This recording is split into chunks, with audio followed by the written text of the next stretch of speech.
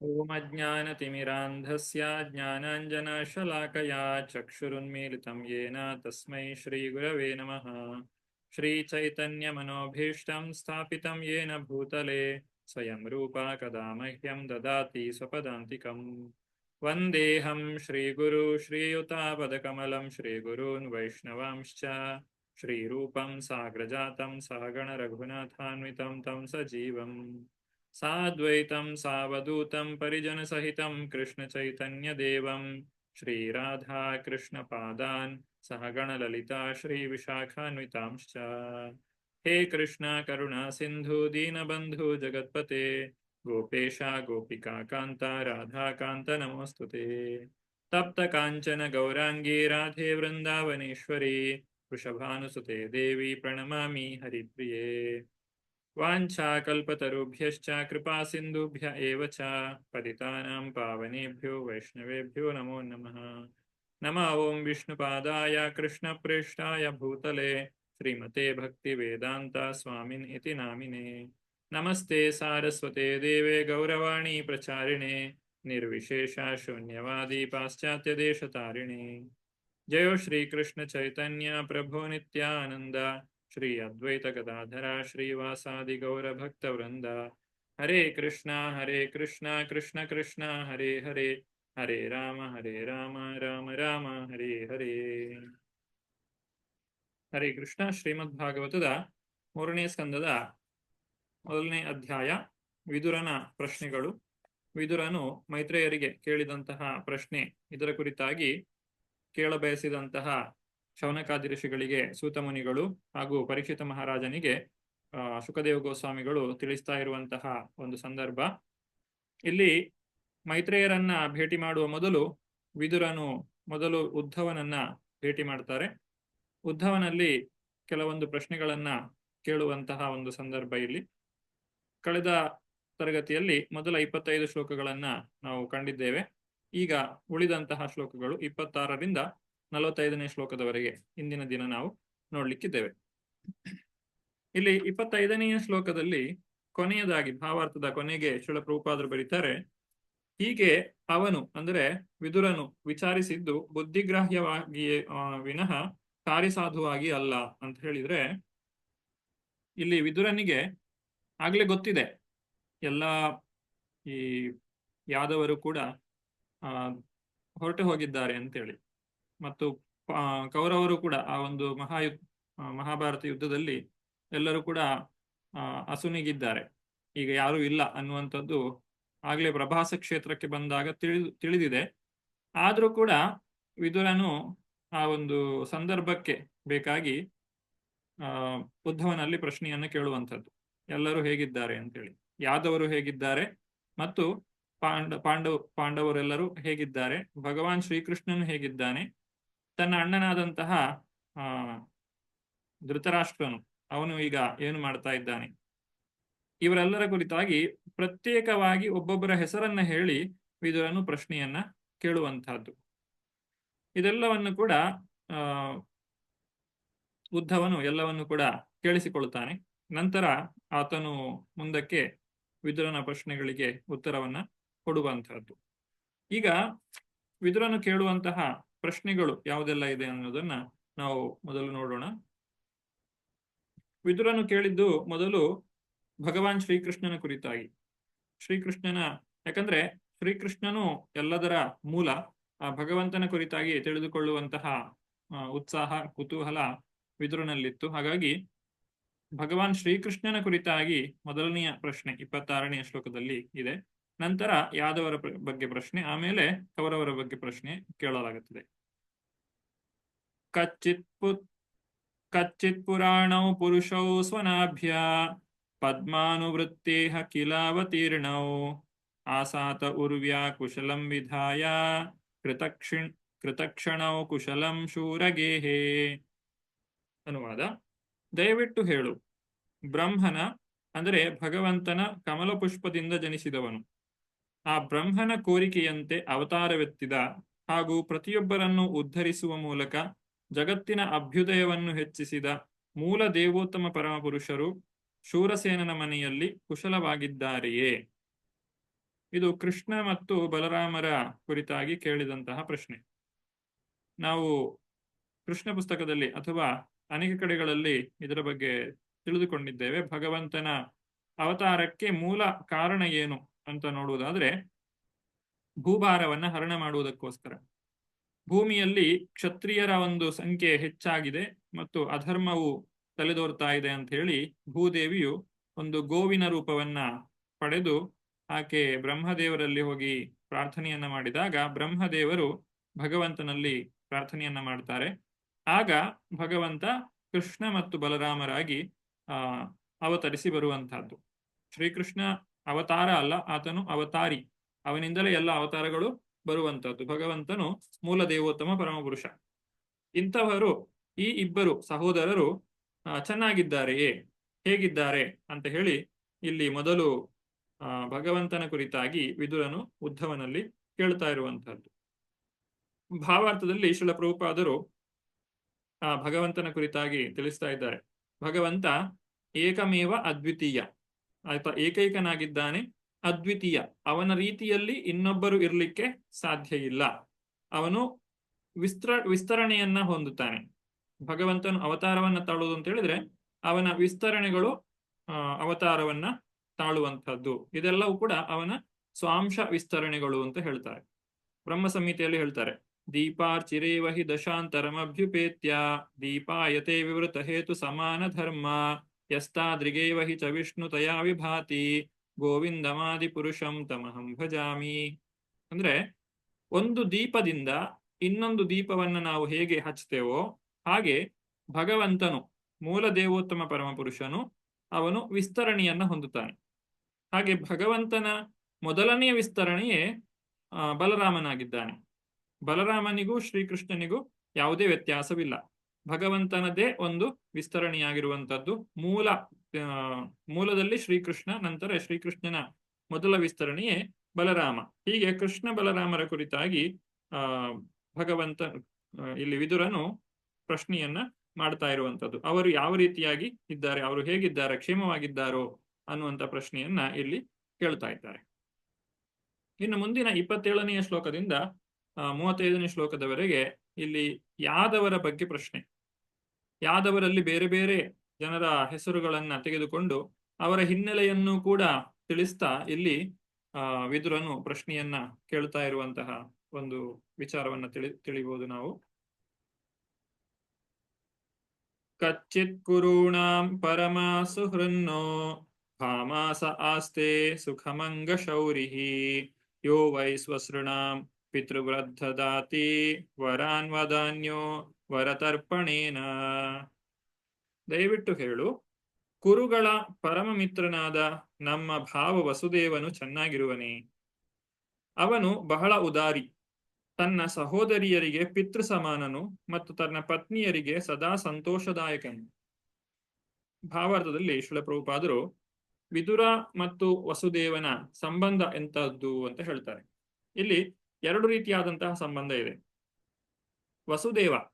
ವಸುದೇವನ ಮಡದಿ ರೋಹಿಣಿ, ರೋಹಿಣಿಯ ಇನ್ನೊಂದು ಹೆಸರು ಪೌರವಿ ಅಂತ ಹೇಳಿ. ಆಕೆ ವಿದುರನ ಸಹೋದರಿ, ಅಂದ್ರೆ ವಿದುರನ ಸಹೋದರಿಯ ಗಂಡ. ಹಾಗೆ ವಿದುರನಿಗೆ ವಸುದೇವ ಭಾವನಾಗ್ತಾನೆ. ಅದೇ ರೀತಿ ವಸುದೇವನ ತಂಗಿ ಕುಂತಿಯ ಪತಿ ಅದು ಪಾಂಡು ಮಹಾರಾಜ. ಪಾಂಡು ಮಹಾರಾಜನು ವಿದುರನಿಗೆ ಅಣ್ಣನಾಗಬೇಕು.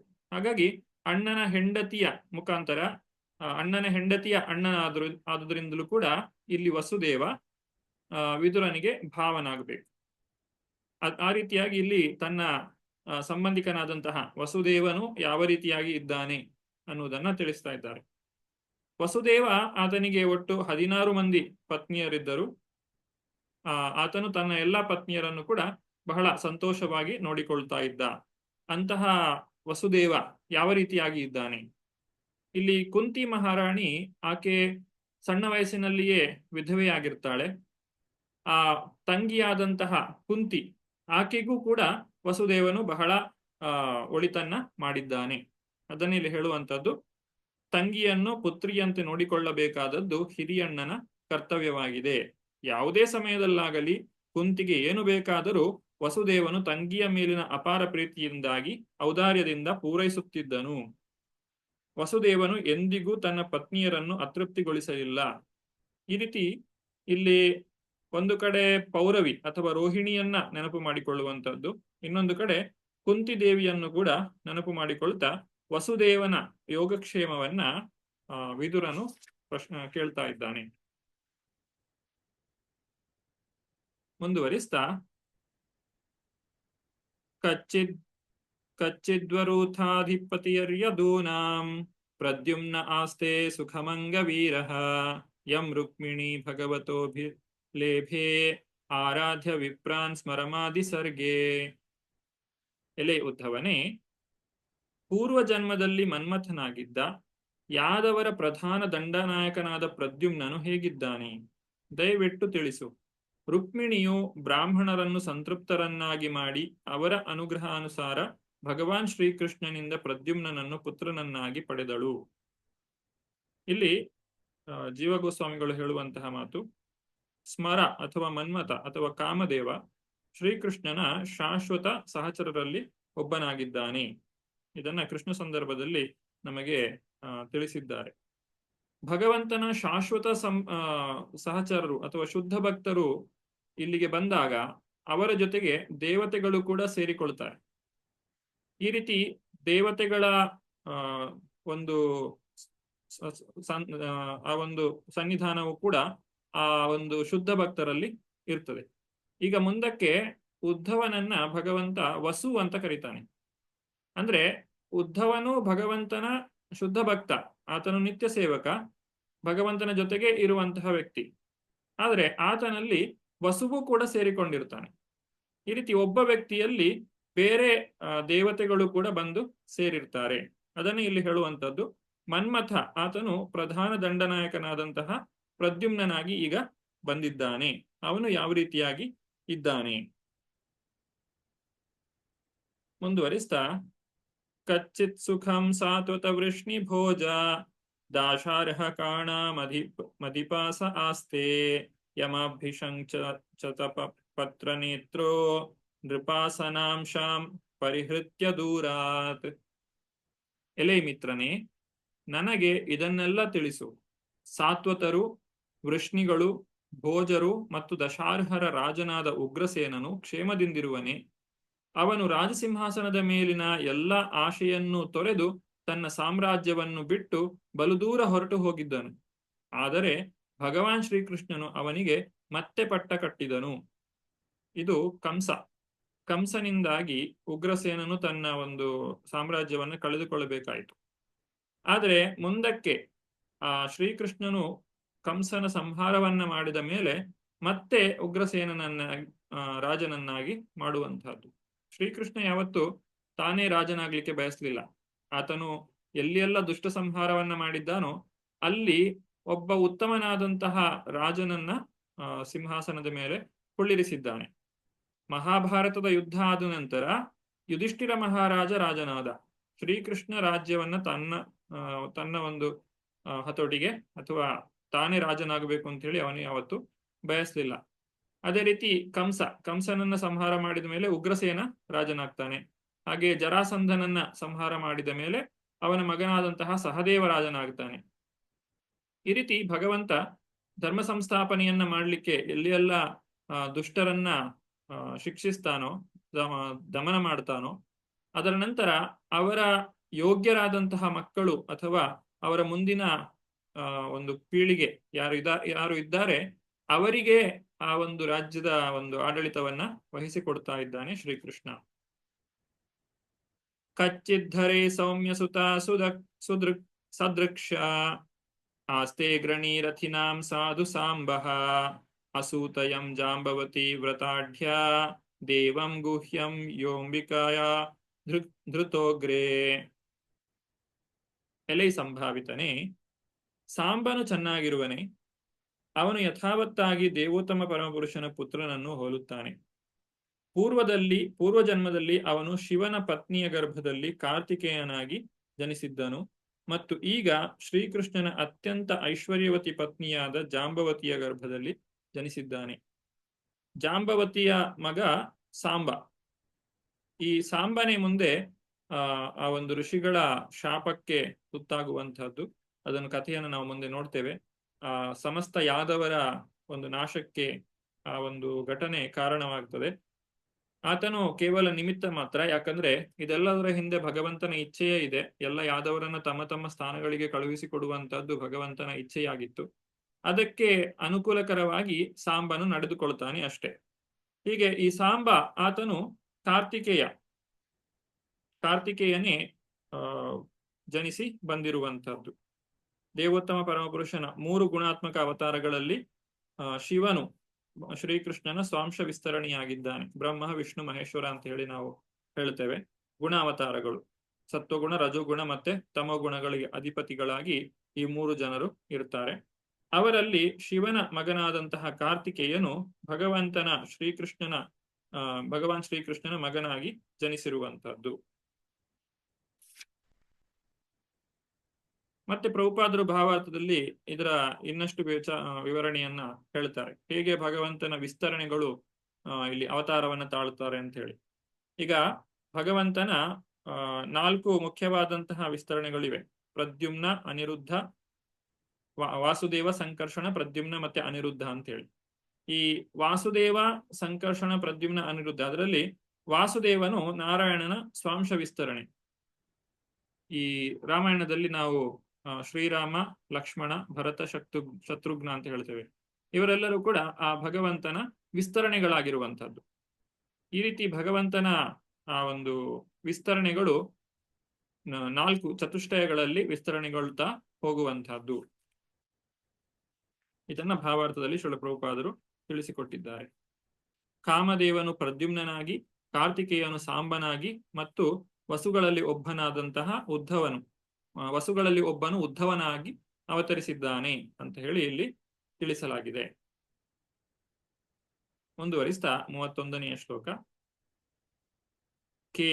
ಕ್ಷೇಮಂ ಸ ಕಚ್ಚದ್ಯುಧಾನ ಆಸ್ತೆ ಯಾ ಫಲ್ಗುಣ ಅಲಬ್ಧದ ಅನೂರ ಅಸ್ಯ ಲೇಭೆ ಜ ಸಾಧೋಕ್ಷಜ ಸೇವಯೈವ ಗತಿಂ ತದೀಯಾಂ ಯತಿಭಿರ್ ದುರಾಪಾಂ. ಎಲೆ ಉದ್ಧವನೇ, ಯುಯೋಧಾನನು ಚೆನ್ನಾಗಿರುವನೇ. ಅವನು ಅರ್ಜುನನಿಂದ ಸಮರಕಲೆಯ ಗಹನತೆಗಳನ್ನು ಕಲಿತುಕೊಂಡನು ಮತ್ತು ಮಹಾತ್ಯಾಗಿಗಳಿಗೂ ದುರ್ಲಭವಾದ ದಿವ್ಯ ಗಮ್ಯಸ್ಥಾನವನ್ನು ಸಾಧಿಸಿದನು. ಇಲ್ಲಿ ಅರ್ಜುನನ ಶಿಷ್ಯ, ಧನುರ್ವಿದ್ಯೆಯನ್ನ ಕಲಿಯುವಂತಹ ಶಿಷ್ಯ ಯುಯುಧಾನು ಅನ್ನುವಂತಹ ವ್ಯಕ್ತಿ.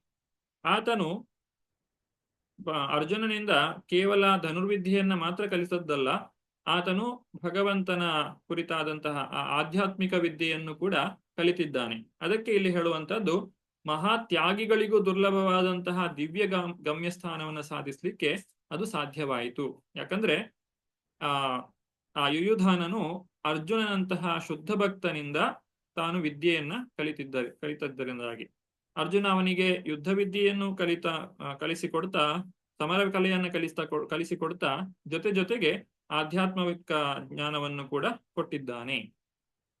ಭಾವಾರ್ಥದಲ್ಲಿ ಶ್ರೀಲ ಪ್ರಭುಪಾದರು ಅಧೋಕ್ಷಜ ಆನಂದ ಅಂತ ಹೇಳ್ತಾರೆ. ಅಂದ್ರೆ ಇಲ್ಲಿ ಬ್ರಹ್ಮಾನಂದ ಅಂತ ಹೇಳಿದ್ರೆ ಇದನ್ನ ಯಾಕೆ ಹೇಳ್ತಾರೆ ಅಂದ್ರೆ, ಇಲ್ಲಿ ಶ್ಲೋಕದಲ್ಲಿ ಮಹಾತ್ಯಾಗಿಗಳ ಬಗ್ಗೆ ಹೇಳಿದ್ದಾರೆ. ಎಲ್ಲವನ್ನು ತ್ಯಾಗ ಮಾಡಿದವರು ಯಾರು? ಕುಟುಂಬ, ಹೆಂಡತಿ, ಮಕ್ಕಳು, ಮಿತ್ರರು, ಮನೆ, ಆಸ್ತಿಪಾಸ್ತಿ ಎಲ್ಲವನ್ನು ಕೂಡ ಯಾರು ತ್ಯಾಗ ಮಾಡ್ತಾರೆ ಅವರು ಬ್ರಹ್ಮಾನಂದವನ್ನ ಅನುಭವಿಸ್ತಾರೆ. ಆದ್ರೆ ಬ್ರಹ್ಮಾನಂದಕ್ಕಿಂತಲೂ ಅಧೋಕ್ಷಜ ಆನಂದ ಇನ್ನೂ ಹೆಚ್ಚಿನದ್ದು ಅಂತ ಹೇಳ್ತಾರೆ. ನಾವು ಏನನ್ನ ತ್ಯಾಗ ಮಾಡಬೇಕು ಅನ್ನುವುದು ಎಷ್ಟು ಮುಖ್ಯವೋ, ಏನನ್ನ ಸ್ವೀಕಾರ ಮಾಡಬೇಕು ಅನ್ನುವುದು ಅದಕ್ಕಿಂತಲೂ ಹೆಚ್ಚು ಮುಖ್ಯವಾಗುತ್ತದೆ. ಇಲ್ಲಿ ನಮ್ಮಲ್ಲಿರುವಂತಹ ಎಲ್ಲಾ ಭೌತಿಕ ವಸ್ತುಗಳನ್ನು ತ್ಯಾಗ ಮಾಡುವುದರಿಂದ ನಮಗೆ ಆನಂದವು ಉಂಟಾಗ್ತದೆ. ಅಂದ್ರೆ ಆ ಒಂದು ವಸ್ತುಗಳ ಮೇಲೆ, ವ್ಯಕ್ತಿಗಳ ಮೇಲೆ ನಮಗಿರುವಂತಹ ಒಂದು ಮೋಹವನ್ನ ನಾವು ತ್ಯಾಗ ಮಾಡಿದಾಗ ನಮ್ಮ ಈ ಭೌತಿಕವಾದಂತಹ ಸಮಸ್ಯೆಗಳು ಅಥವಾ ಆ ಒಂದು ಮನಸ್ಸಿನ ದುಗುಡಗಳೆಲ್ಲ ದೂರವಾಗಿ ವ್ಯಕ್ತಿಯು ಶಾಂತನಾಗ್ತಾನೆ. ಇದು ತ್ಯಾಗದಿಂದ ಸಿಗುವಂತಹ ಒಂದು ಪ್ರಯೋಜನ. ಆದ್ರೆ ನಾವು ಭಗವಂತನನ್ನ ನಮ್ಮ ಜೀವನದಲ್ಲಿ ಸ್ವಾಗತಿಸುವುದರಿಂದ ಅಥವಾ ಭಗವಂತನಲ್ಲಿ ಭಕ್ತಿಯನ್ನ ಮಾಡುವುದರಿಂದ ಇದಕ್ಕಿಂತಲೂ ಹೆಚ್ಚಿನ ಆನಂದವನ್ನ ಪಡೀಲಿಕ್ಕೆ ಸಾಧ್ಯ. ಕೇವಲ ತ್ಯಾಗವನ್ನ ಮಾಡುವುದರಿಂದ ವ್ಯಕ್ತಿಯು ಜೀವನದಲ್ಲಿ ಒಂದು ಸಾರ್ಥಕ್ಯವನ್ನ ಪಡೀಲಿಕ್ಕೆ ಸಾಧ್ಯ ಇಲ್ಲ. ಹಾಗಾಗಿ ನಿಜವಾದಂತಹ ವೈರಾಗ್ಯ ಏನು ಅಂತ ಹೇಳಿದ್ರೆ ಭಗವಂತನಲ್ಲಿ ರಾಗವನ್ನ ಬೆಳೆಸಿಕೊಳ್ಳುವಂತಹದ್ದು, ಈ ಸಂಸಾರದಲ್ಲಿ ವಿರಾಗವನ್ನ ಅಥವಾ ಆ ಒಂದು ವೈರಾಗ್ಯವನ್ನ ಬೆಳೆಸಿಕೊಳ್ಳುವಂತಹದ್ದು ಎರಡೂ ಕೂಡ ಬಹಳ ಮುಖ್ಯವಾಗ್ತದೆ.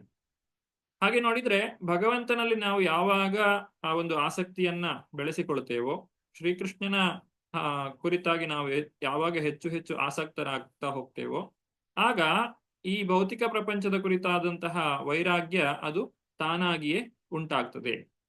ಹಾಗಾಗಿ ನಾವು ಭಗವಂತನಲ್ಲಿ ಭಕ್ತಿಯನ್ನ ಹೆಚ್ಚು ಮಾಡಿಕೊಳ್ಳುವತ್ತ ಗಮನ ಹರಿಸಬೇಕೇ ವಿನಃ ನಮ್ಮಲ್ಲಿ ಇರುವಂತಹ ಏನು ಈ ಭೌತಿಕ ಪ್ರಪಂಚದ ಆಕರ್ಷಣೆಗಳು ಅಥವಾ ನಮ್ಮ ಆಸೆ ಆಕಾಂಕ್ಷೆಗಳು ಇವುಗಳನ್ನೆಲ್ಲ ಕಳೆದುಕೊಳ್ಳುವುದು ಹೇಗೆ ಅಂತ ಹೇಳಿ ನಾವು ಪ್ರತ್ಯೇಕವಾಗಿ ಯೋಚನೆ ಮಾಡಬೇಕಾದಂತಹ ಅಗತ್ಯ ಇರುವುದಿಲ್ಲ. ನಾವು ನಮ್ಮಲ್ಲಿ ನಮ್ಮ ಸಮಯವನ್ನ ಹೆಚ್ಚು ಹೆಚ್ಚಾಗಿ ಭಗವಂತನ ಸೇವೆಗೆ ಕೊಡ್ತಾ ಹೋದ ಹಾಗೆ ಭೌತಿಕ ಏನು ಮೋಹಗಳೆಲ್ಲ ಏನಿದೆ ಅದು ತಾನಾಗಿಯೇ ಕಡಿಮೆ ಆಗ್ತಾ ಬರ್ತದೆ. ಅದನ್ನೇ ನಿಜವಾದಂತಹ ವೈರಾಗ್ಯ ಅಂತ ಹೇಳಿ ಹೇಳುವಂತಹದ್ದು. ಅದನ್ನಿಲ್ಲಿ ಹೇಳುವುದು ಪ್ರಭುಪಾದರು, ಅದೋಕ್ಷಜ ಆನಂದವು ಬ್ರಹ್ಮಾನಂದವನ್ನು ಮೀರಿದ್ದು. ಅನುಭವವಾದಿ ದಾರ್ಶನಿಕರು ಅಂದ್ರೆ ಯಾರು ಇದನ್ನ ತಿಳಿದಿದ್ದಾರೋ ಅವರು ತಾತ್ವಿಕ ಊಹಾಪೋಹಗಳಿಂದ ದಿವ್ಯ ಗುಣಾತ್ಮಕವಾದಂತಹ ಆನಂದವನ್ನು ಅನುಭವಿಸುತ್ತಾರೆ. ಆದರೆ ಬ್ರಹ್ಮನ್ ತನ್ನ ದೇವೋತ್ತಮ ಪರಮಪುರುಷನ ಶಾಶ್ವತ ರೂಪದಲ್ಲಿ ಅನುಭವಿಸುವ ಆನಂದವು ಇದಕ್ಕಿಂತ ಮಿಗಿಲಾದುದ್ದಾಗಿದೆ.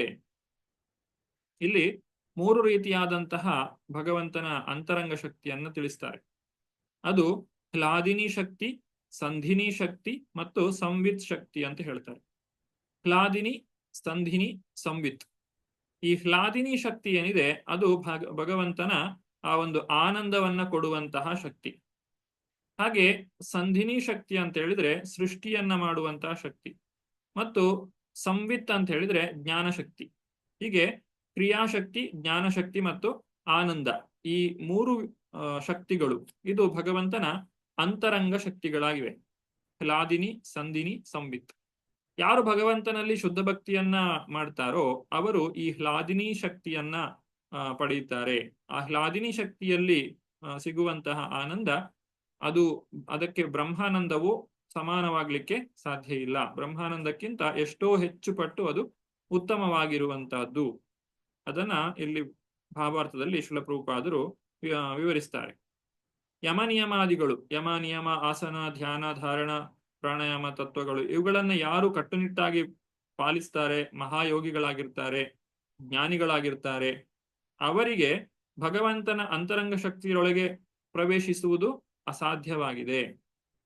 ಅಂದ್ರೆ ಈ ಭೌತಿಕ ಪ್ರಪಂಚದಲ್ಲಿ ವೈರಾಗ್ಯವನ್ನ ಬೆಳೆಸಿಕೊಳ್ಳುವ ಮಾತ್ರದಿಂದ ನಾವು ಭಗವಂತನ ನಿತ್ಯ ಲೀಲೆಯಲ್ಲಿ ಅಥವಾ ನಿತ್ಯ ಸೇವೆಯಲ್ಲಿ ನಾವು ಪ್ರವೇಶವನ್ನ ಪಡೀಲಿಕ್ಕೆ ಸಾಧ್ಯ ಇಲ್ಲ. ಹಾಗಾದ್ರೆ ನಾವೇನು ಮಾಡಬೇಕು? ಭಗವಾನ್ ಶ್ರೀಕೃಷ್ಣನಲ್ಲಿ ಪ್ರೀತಿಯನ್ನು ಬೆಳೆಸಿಕೊಳ್ಬೇಕು. ಅದಕ್ಕೆ ನಾವು ಮಾಡಬೇಕಾದ ಮೊದಲ ಕರ್ತವ್ಯ ಏನು? ಗುರುಗಳು ಹೇಳಿದಂತಹ ಒಂದು ಮಾರ್ಗದರ್ಶನದಲ್ಲಿ ನಡೆಯುವಂತಹದ್ದು.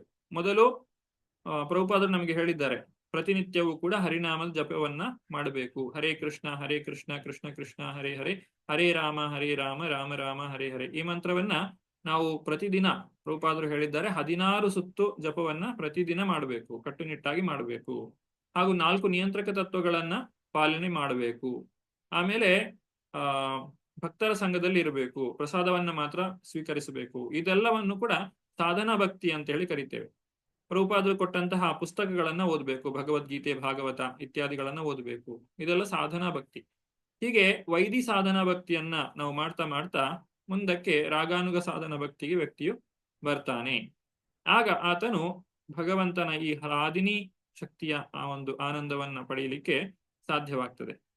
ಹೀಗೆ ಯುಯುಧಾನ ಅವನು ಅರ್ಜುನನಿಂದ ಸೈನಿಕ ವಿಜ್ಞಾನದಲ್ಲಿ ತತ್ವಜ್ಞಾನವನ್ನು ಸಂಪಾದಿಸಿದಂತೆಯೇ ಜೀವನದ ಈ ಘಟ್ಟವನ್ನು ಸಾಧಿಸಿದ್ದನು. ಅವನ ಜೀವನ ಐಹಿಕ ಮತ್ತು ಪಾರಮಾರ್ಥಿಕ ದೃಷ್ಟಿಕೋನ ಎರಡರಿಂದಲೂ ಕೂಡ ಸಂಪೂರ್ಣವಾಗಿ ಯಶಸ್ವಿಯಾಗಿತ್ತು. ಇದು ಭಗವಂತನ ಭಕ್ತಿ ಸೇವೆಯ ಮಾರ್ಗ ಅಂತ ಹೇಳಿ ಇಲ್ಲಿ ಯುಯುಧಾನನ ಒಂದು ಉದಾಹರಣೆಯನ್ನು ತೆಗೆದುಕೊಂಡು ನಮಗೆ ವಿವರಿಸಿದ್ದಾರೆ. ನಾವು ಹೇಗೆ ಈ ಸಂಸಾರದಲ್ಲಿ ಇದ್ದುಕೊಂಡು ಕೂಡ ಭಗವಂತನ ಆ ಒಂದು ಪ್ರೀತಿಗೆ ಪಾತ್ರರಾಗಬಹುದು ಮತ್ತು ಜೀವನದ ಅತಿ ಅಮೂಲ್ಯವಾದಂತಹ ಒಂದು ಸಾಧನೆಯನ್ನ ಪಡಿಲಿಕ್ಕೆ ಹೇಗೆ ಸಾಧ್ಯ ಅನ್ನೋದನ್ನ ಇಲ್ಲಿ ವಿದುರನ ಮುಖಾಂತರವಾಗಿ ನಮಗೆ ವೇದವ್ಯಾಸರು ತಿಳಿಸಿಕೊಡ್ತಾ ಇದ್ದಾರೆ. ಕಚ್ಚಿತ್ ಬುಧಃ ಸ್ವಸ್ತನ್ಯಮೀವ ಆಸ್ತೆ ಶಫಲ್ಕಪುತ್ರೋ ಭಗವನ್ ನೃಪನ್ನ ಯಾ ಕೃಷ್ಣ ಪಾದಾಂಕಿತ ಮಾರ್ಗ ಸ್ವಾಂಸು ಶ್ವೇಚ್ಛ ಪ್ರೇಮ ವಿಭಿನ್ನ ಧೈರ್ಯ. ಶಫಲ್ಕ ಪುತ್ರನಾದ ಅಕ್ರೂರನು ಚೆನ್ನಾಗಿದ್ದಾನೆಯೇ ದಯವಿಟ್ಟು ತಿಳಿಸು. ಅವನು ದೇವೋತ್ತಮ ಪರಮಪುರುಷನಿಗೆ ಶರಣಾಗತನಾದ ದೋಷರಹಿತ ಆತ್ಮನು. ಅವನೊಮ್ಮೆ ದೈವ ಪ್ರೇಮದ ಆನಂದ ಪರವಶತೆಯಲ್ಲಿ ಮಾನಸಿಕ ಸಮತೋಲನವನ್ನು ಕಳೆದುಕೊಂಡು ಭಗವಾನ್ ಶ್ರೀಕೃಷ್ಣನ ಹೆಜ್ಜೆಯ ಗುರುತುಗಳು ಮೂಡಿದ್ದ ಹಾದಿಯ ಧೂಳಿನ ಮೇಲೆ ಬಿದ್ದು ಬಿಟ್ಟಿದ್ದನು. ಇದು ಅಕ್ರೂರನ ಕುರಿತಾಗಿ ಹೇಳುವಂಥದ್ದು. ಶಫಲ್ಕನ ಪುತ್ರ ಅಂತ ಹೇಳಿದ್ರೆ ಅಕ್ರೂರ. ಅಕ್ರೂರ ಯಾರು?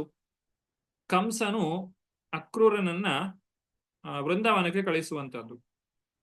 ಶ್ರೀಕೃಷ್ಣ ಮತ್ತು ಬಲರಾಮರನ್ನ ಇಲ್ಲಿ ಮಥುರೆಗೆ ಕರೆದುಕೊಂಡು ಬರಬೇಕು. ಇಲ್ಲಿ ಒಂದು ಬಿಲ್ಲು ವಿದ್ಯೆ ಇದೆ ಅಥವಾ ಒಂದು ಬಿಲ್ಲು ಹಬ್ಬ ಇದೆ, ಅದಕ್ಕೆ ಅವರು ಬರಬೇಕು, ಅವರು ಇದರಲ್ಲಿ ಪಾಲ್ಗೊಳ್ಳಬೇಕು ಅಂತ ಹೇಳಿ ಅವರಿಗೆ ಆಹ್ವಾನವನ್ನ ಕೊಟ್ಟು ಕಳಿಸಿರುವಂತದ್ದು. ಉದ್ದೇಶ ಏನು ಅಂತ ಹೇಳಿದ್ರೆ ಕೃಷ್ಣ ಬರ್ತಾ ಇದ್ದ ಹಾಗೆ ಅವನನ್ನ ಸಂಹಾರ ಮಾಡಬೇಕು, ಅವನನ್ನ ಸಾಯಿಸಬೇಕು ಅಂತ ಹೇಳಿ ಕೋಲೆಯ ಪೀಡ ಚಾಣೂರ ಮುಷ್ಟಿಕ ಇವರನ್ನೆಲ್ಲ ಸಿದ್ಧ ಮಾಡಿ ಇಟ್ಟಿದ್ದಾನೆ ಕಂಸ. ಆದ್ರೆ ಅಕ್ರೂರನು ಶ್ರೀಕೃಷ್ಣನನ್ನ ನಾನು ಕರೆದುಕೊಂಡು ಹೋಗ್ತಾ ಇದ್ದೇನೆ, ಕರ್ಕೊಂಡು ಬರ್ಲಿಕ್ಕೆ ಹೋಗ್ತಾ ಇದ್ದೇನೆ ಅಂತ ಹೇಳುವಂತಹ ಒಂದು ವಿಚಾರ ಏನಿದೆ, ಅದರಿಂದಲೇ ಅವನಿಗೆ ಬಹಳಷ್ಟು ಆನಂದವಾಗ್ತದೆ. ಅವನು ವೃಂದಾವನದ ಪ್ರದೇಶವನ್ನ ಪ್ರವೇಶ ಮಾಡ್ತಲೇ ಆ ಒಂದು ಶ್ರೀಕೃಷ್ಣನ ಹೆಜ್ಜೆ ಗುರುತುಗಳು ವೃಂದಾವನದಲ್ಲಿ ಇರುವುದನ್ನ ಅವನು ಕಾಣ್ತಾನೆ. ಶ್ರೀಕೃಷ್ಣನ ಆ ಪಾದಕಮಲದಲ್ಲಿ ಇದ್ದಂತಹ ಹೆಜ್ಜೆ ಗುರುತುಗಳು ಅದನ್ನ ಕಾಣ್ತಿದ್ದ ಹಾಗೆ ಅಕ್ರೂರ ಆ ನೆಲದ ಮೇಲೆ ಬಿದ್ದು ಹೊರಳಾಡ್ತಾನೆ. ಹಾಗೆ ಹೊರಳಾಡಿ ಆತನು ತನ್ನ ಒಂದು ಮಾನಸಿಕವಾದಂತಹ ಸ್ಥಿತಿಯನ್ನು, ಒಂದು ಸಮತೋಲನವನ್ನೇ ಕಳೆದುಕೊಂಡವನಂತೆ ಅಷ್ಟೊಂದು ಆನಂದದಿಂದ ಅಕ್ರೂರನು ತನ್ನನ್ನೇ ತಾನು ಮರೆತು ಬಿಡ್ತಾನೆ. ಅಂತಹ ಅಕ್ರೂರನು ಹೇಗಿದ್ದಾನೆ, ಆತನ ಬಗ್ಗೆ, ಆ ಭಗವಂತನ ಶುದ್ಧ ಭಕ್ತನಾದಂತಹ ಅಕ್ರೂರನು ಯಾವ ರೀತಿಯಾಗಿದ್ದಾನೆ, ಅವನ ಕ್ಷೇಮ ಸಮಾಚಾರ ಹೇಗಿದೆ ಅಂತ ಹೇಳಿ ಇಲ್ಲಿ ವಿದುರನು ಪ್ರಶ್ನೆಯನ್ನ ಕೇಳ್ತಾ ಇದ್ದಾನೆ. ಕಚ್ಚಿತ್ ಶಿವಂ ದೇವಕ ಭೋಜಪುತ್ರ್ಯ ವಿಷ್ಣು ಪ್ರಜಾಯ ಇವ ದೇವ ಮಾತುಃ ಯಾವೈ ಸ್ವಭರ್ಗೇಣ ಸ್ವಗರ್ಭೇಣ ತಥಾರ ದೇವಂ ತ್ರಯೀ ಯಥಾ ಯಜ್ಞವಿತಾನಮರ್ಥಂ. ವೇದಗಳು ಯಜ್ಞ ಯಾಗ ಉದ್ದೇಶಗಳ ಭಂಡಾರವಾಗಿರುವಂತೆ ದೇವಕ ಭೋಜನಮಗಳು ದೇವೋತ್ತಮ ಪುರುಷನನ್ನು ಗರ್ಭದಲ್ಲಿ ಧರಿಸಿದಳು. ಅವಳು ಅಂದರೆ ದೇವಕಿ ಚೆನ್ನಾಗಿದ್ದಾಳೆಯೇ? ಶ್ರೀಕೃಷ್ಣನನ್ನ ಇಲ್ಲಿ ವೇದ ಅರ್ಥ ಅಂದ್ರೆ ವೇದದಿಂದ ತಿಳಿಯಬೇಕಾದಂತಹ ವ್ಯಕ್ತಿ. ವೇದೈಶ್ಚ ಸರ್ವೇರಹಮೇವ ವೇದ್ಯ. ಸಕಲ ವೇದಗಳನ್ನ ಓದಿಕೊಂಡು ನಾವು ತಿಳಿಯಬೇಕಾದದ್ದು ಶ್ರೀಕೃಷ್ಣನ ಕುರಿತಾಗಿ. ಹಾಗಾಗಿ ಆ ಶ್ರೀಕೃಷ್ಣನು ದೇವಕಿಯ ಗರ್ಭದಲ್ಲಿ ಜನಿಸಿದ್ದಾನೆ. ಹಾಗಾಗಿ ದೇವಕಿಯು ವೇದ ಇದ್ದ ಹಾಗೆ ಆ ದೇವಕಿಯನ್ನ ಅರ್ಥಪೂರ್ಣ ವೇದಗಳಿಗೆ ಹೋಲಿಸಲಾಗಿದೆ ಮತ್ತು ಭಗವಂತನನ್ನು ಅವುಗಳ ಉದ್ದೇಶದ ಮೂರ್ತಿ ಸ್ವರೂಪಕ್ಕೆ ಹೋಲಿಸಲಾಗಿದೆ. ವೇದಗಳನ್ನ ಸರಿಯಾಗಿ ಅರ್ಥ ಮಾಡಿಕೊಂಡಂತಹ ವ್ಯಕ್ತಿ ಭಗವಂತನನ್ನು ತಿಳಿಯುತ್ತಾನೆ. ಭಗವಂತನು ಅವನ ಹೃದಯದಲ್ಲಿ ವಾಸ ಮಾಡ್ತಾನೆ. ಅಥವಾ ಆ ವೇದಗಳು ವೇದ ಅರ್ಥಕ್ಕೆ ಜನ್ಮವನ್ನ ಕೊಡುವಂತಹದ್ದು. ಹಾಗೆ ದೇವಕಿಯು ಭಗವಂತನಿಗೆ ಜನ್ಮವನ್ನ ಕೊಟ್ಟಿದ್ದಾಳೆ. ಇಲ್ಲಿ ಭಗವಂತ ನಮ್ಮ ರೀತಿಯಲ್ಲಿ ಅಥವಾ ಯಾವುದೋ ಒಂದು ಜೀವನ ರೀತಿಯಲ್ಲಿ ಕರ್ಮದ ಒಂದು ಬಂಧನದಿಂದ ಬರುವಂತದ್ದಲ್ಲ. ಭಗವಂತ ಶಂಖಚಕ್ರ ಗದಾಪದ್ಮನಾಗಿ ಆ ನಾರಾಯಣ ರೂಪವನ್ನ ದೇವಕಿಗೆ ಮೊದಲು ತೋರಿಸಿ, ವಸುದೇವ ದೇವಕಿಯರಿಗೆ ತೋರಿಸಿ ನಂತರ ಒಂದು ಶಿಶುವಿನ ರೂಪವನ್ನ ಪಡೆಯುವಂತಹದ್ದು. ಎಲ್ಲವನ್ನು ಕೂಡ ನಾವು ದಶಮಸ್ಕಂದದಲ್ಲಿ ವಿವರವಾಗಿ ನೋಡ್ಲಿಕ್ಕಿದ್ದೇವೆ. ಅಪಿ ಸ್ವಿದಾಸ್ತೆ ಭಗವಾನ್ ಸುಖಂವೋ ಯಾ ಸಾತ್ವತಾಂ ಕಾಮದುಘೋ ನಿರುದ್ಧಃ ಯಯಾಮನಂತಿ ಸ್ಮಹಿ ಶಬ್ದಯೋನಿಂ ಮನೋಮಯಂ ಸತ್ವತುರೀಯ ತತ್ವಂ. ಅನಿರುದ್ಧನು ಕ್ಷೇಮವೇ ಎಂದು ನಾನು ಕೇಳಬಹುದೇ? ಅವನು ಪರಿಶುದ್ಧ ಭಕ್ತರ ಸಕಲ ಇಚ್ಛೆಗಳನ್ನು ಪೂರೈಸುವನು. ಪ್ರಾಚೀನ ಕಾಲದಿಂದ ಅವನನ್ನು ಋಗ್ವೇದಕ್ಕೆ ಕಾರಣನೆಂದು, ಮನಸ್ಸಿನ ಸೃಷ್ಟಿಕರ್ತನೆಂದು ಮತ್ತು ವಿಷ್ಣುವಿನ 4ನೆಯ ಸ್ವಾಂಶ ವಿಸ್ತರಣೆಯೆಂದು ಪರಿಗಣಿಸಲಾಗಿದೆ. ಇಲ್ಲಿ ಮತ್ತೆ ಹೇಳಿದ್ದಾರೆ, ವಾಸುದೇವ, ಸಂಕರ್ಷಣ, ಪ್ರದ್ಯುಮ್ನ ಮತ್ತು ಅನಿರುದ್ಧ ಇದು ಬಲದೇವನ ಮೂಲ ವಿಸ್ತರಣೆಗಳಾದ ಆದಿ ಚತುರ್ಭುಜರು. ಶ್ರೀಕೃಷ್ಣ ಮೊದಲು ವಿಸ್ತರಣೆಗೊಳ್ಳುವಂತಹದ್ದು ಬಲದೇವನಾಗಿ ಅಥವಾ ಬಲರಾಮನಾಗಿ. ಬಲರಾಮನು 4 ವಿಸ್ತರಣೆಗಳನ್ನು ಹೊಂದುತ್ತಾನೆ: ವಾಸುದೇವ, ಸಂಕರ್ಷಣ, ಪ್ರದ್ಯುಮ್ನ, ಅನಿರುದ್ಧ. ನಂತರ ಆ ಸಂಕರ್ಷಣನಿಂದ ಮತ್ತೆ ನಾರಾಯಣನು ವಿಸ್ತರಣೆಯನ್ನ ಹೊಂದುತ್ತಾನೆ. ನಾರಾಯಣನಿಂದ ಮತ್ತೆ ವಾಸುದೇವ, ಸಂಕರ್ಷಣ, ಪ್ರದ್ಯುಮ್ನ, ಅನಿರುದ್ಧ. ಹಾಗೆ ವಿಸ್ತರಣೆಗಳು ಮುಂದುವರಿಯುತ್ತಾ ಹೋಗುವಂತಹದ್ದು. ಇಲ್ಲಿ ರಾಮಾವತಾರದಲ್ಲಿಯೂ ಕೂಡ ಹೇಳ್ತಾರೆ, ಶ್ರೀರಾಮ, ಲಕ್ಷ್ಮಣ, ಭರತ, ಶತ್ರುಘ್ನ ಇವರು ಕೂಡ ಈ ಸಂಕರ್ಷಣ, ಪ್ರದ್ಯುಮ್ನ ಮತ್ತೆ ಅನಿರುದ್ಧರೇ ಆಗಿದ್ದಾರೆ. ಅವರೆಲ್ಲರೂ ಕೂಡ ವಿಷ್ಣು ತತ್ವದಲ್ಲೇ ಬರುವಂತಹದ್ದು. ಶ್ರೀರಾಮನು ವಾಸುದೇವನಾಗಿದ್ದಾನೆ. ಈ ರೀತಿ ವಾಸುದೇವ, ಶ್ರೀರಾಮ ಮೂಲ ವಾಸುದೇವ, ಸಂಕರ್ಷಣ, ಪ್ರದ್ಯುಮ್ನ ಮತ್ತು ಅನಿರುದ್ಧ ಅವರ ಸಹೋದರರಾಗಿದ್ದಾರೆ. ಈ ರೀತಿ ಅನಿರುದ್ಧನು ಮಹಾವಿಷ್ಣುವಿಗೆ ಕಾರಣನಾಗಿದ್ದಾನೆ. ಮಹಾವಿಷ್ಣು ಅಂತ ಹೇಳಿದ್ರೆ ಪುರುಷಾವತಾರದಲ್ಲಿ ಮೊದಲನೆಯ ಅವತಾರ. ಆತನು ಅನಿರುದ್ಧನಿಂದ ಮತ್ತೆ ಮಹಾವಿಷ್ಣುವಿನ ಒಂದು ವಿಸ್ತರಣೆ ಬಂದಿರುವಂತಹದ್ದು. ಅವನ ಒಂದು ಉಸಿರಾಟದಿಂದಲೇ ಋಗ್ವೇದ ಬಂದಿರುವಂತದ್ದು. ಋಗ್ವೇದವು ಎಲ್ಲ ವೇದಗಳು ಕೂಡ ಭಗವಂತನಿಂದಲೇ ಸೃಷ್ಟಿಯಾದದ್ದು. ವೇದಶ್ಚ ಸರ್ವೇ ಅಹಮೇವ ವೇದ್ಯ. ಈ ರೀತಿ ಮಾರ್ಕಾಂಡೇಯ ಪುರಾಣದಲ್ಲಿ ನಾವು ಇದನ್ನ ವಿವರವಾಗಿ ನೋಡ್ತೇವೆ. ಹಾಗೂ ಶ್ರೀಮದ್ ಭಾಗವತದಲ್ಲಿಯೂ ಕೂಡ ಮಾರ್ಕಂಡೇಯ ಮುನಿಗಳ ಕುರಿತಾಗಿ ನಮಗೆ ಒಂದು ಪ್ರಳಯದ ವಿಚಾರವನ್ನ ತಿಳಿಸುವಾಗ ಮುಂದಕ್ಕೆ ನಾವು ತಿಳಿದುಕೊಳ್ಳಿಕ್ಕಿದ್ದೇವೆ. ಈ ರೀತಿ ಅನಿರುದ್ಧನು ಭಗವಂತನ ಪುತ್ರನಾಗಿ ಅವತರಿಸಿದ್ದಾನೆ. ಭಗವಾನ್ ಶ್ರೀಕೃಷ್ಣನು ಮೂಲ ವರ್ಗದ ವಾಸುದೇವ ವಿಸ್ತರಣೆ. ಮೂಲ ಭಗವಾನ್ ಶ್ರೀಕೃಷ್ಣನು ಎಂದಿಗೂ ಗೋಲೋಕ ವೃಂದಾವನವನ್ನು ತ್ಯಜಿಸುವುದಿಲ್ಲ. ಸಕಲ ಸ್ವಾಂಶ ವಿಸ್ತರಣೆಗಳು ಒಂದೇ ವಿಷ್ಣು ತತ್ವಗಳು. ಅವುಗಳ ಶಕ್ತಿಯಲ್ಲಿ ಯಾವುದೇ ವ್ಯತ್ಯಾಸವು ಇರುವುದಿಲ್ಲ. ಭಗವಂತ ವಿಸ್ತರಣೆಯನ್ನ ಮಾಡ್ತಾ ಅವತಾರವನ್ನ ತಾಳ್ತಾನೆ. ಆದ್ರೆ ಮೂಲದಲ್ಲಿ ಗೋಲೋಕ ಏವ ನಿವಸತಿ ಅಖಿಲಾತ್ಮ ಭೂತಃ ಅಂತ ಹೇಳ್ತಾರೆ. ಅವನು ಗೋಲೋಕವನ್ನ ಬಿಟ್ಟು ಬೇರೆಲ್ಲೂ ಕೂಡ ಹೋಗುವುದಿಲ್ಲ. ಅವನ ವಿಸ್ತರಣೆಗಳು ಇಲ್ಲಿ ಅವತಾರವನ್ನ ತಾಳುವಂತಹದ್ದು. ಅಪಿ ಸ್ವಿದನ್ಯೇ ಚ ನಿಜಾತ್ಮ ದೈವ ಮನನ್ಯ ವೃತ್ಯ ಸಮನುವ್ರತಾಯೇ ಹೃದೀಕ ಸತ್ಯಾತ್ಮಜ ಚಾರು ದೇಶ್ನ ಗದಾ ಯದಾ ಸ್ವಸ್ತಿ ಚರಂತಿ ಸೌಮ್ಯ. ಎಲೆ ಸೌಮ್ಯನೇ, ಶ್ರೀಕೃಷ್ಣನನ್ನು ತಮ್ಮ ಆತ್ಮವೆಂದು ಅಂಗೀಕರಿಸಿ ಪಥಭ್ರಾಂತರಾಗದೆ ಅವನ ಮಾರ್ಗವನ್ನೇ ಅನುಸರಿಸುವ ಹೃದೀಕ, ಚಾರುದೇಶ್ನ, ಗದ ಮತ್ತು ಸತ್ಯಭಾಮ ಸುತ ಇವರೆಲ್ಲರೂ ಕ್ಷೇಮದಿಂದ ಇರುವರೇ? ಇದಿಷ್ಟು ಯಾದವರ ಬಗ್ಗೆ ಕೇಳಿದಂತ ಪ್ರಶ್ನೆ. ಯಾದವರೆಲ್ಲ ಹೇಗಿದ್ದಾರೆ ಅಂತ ಹೇಳಿ.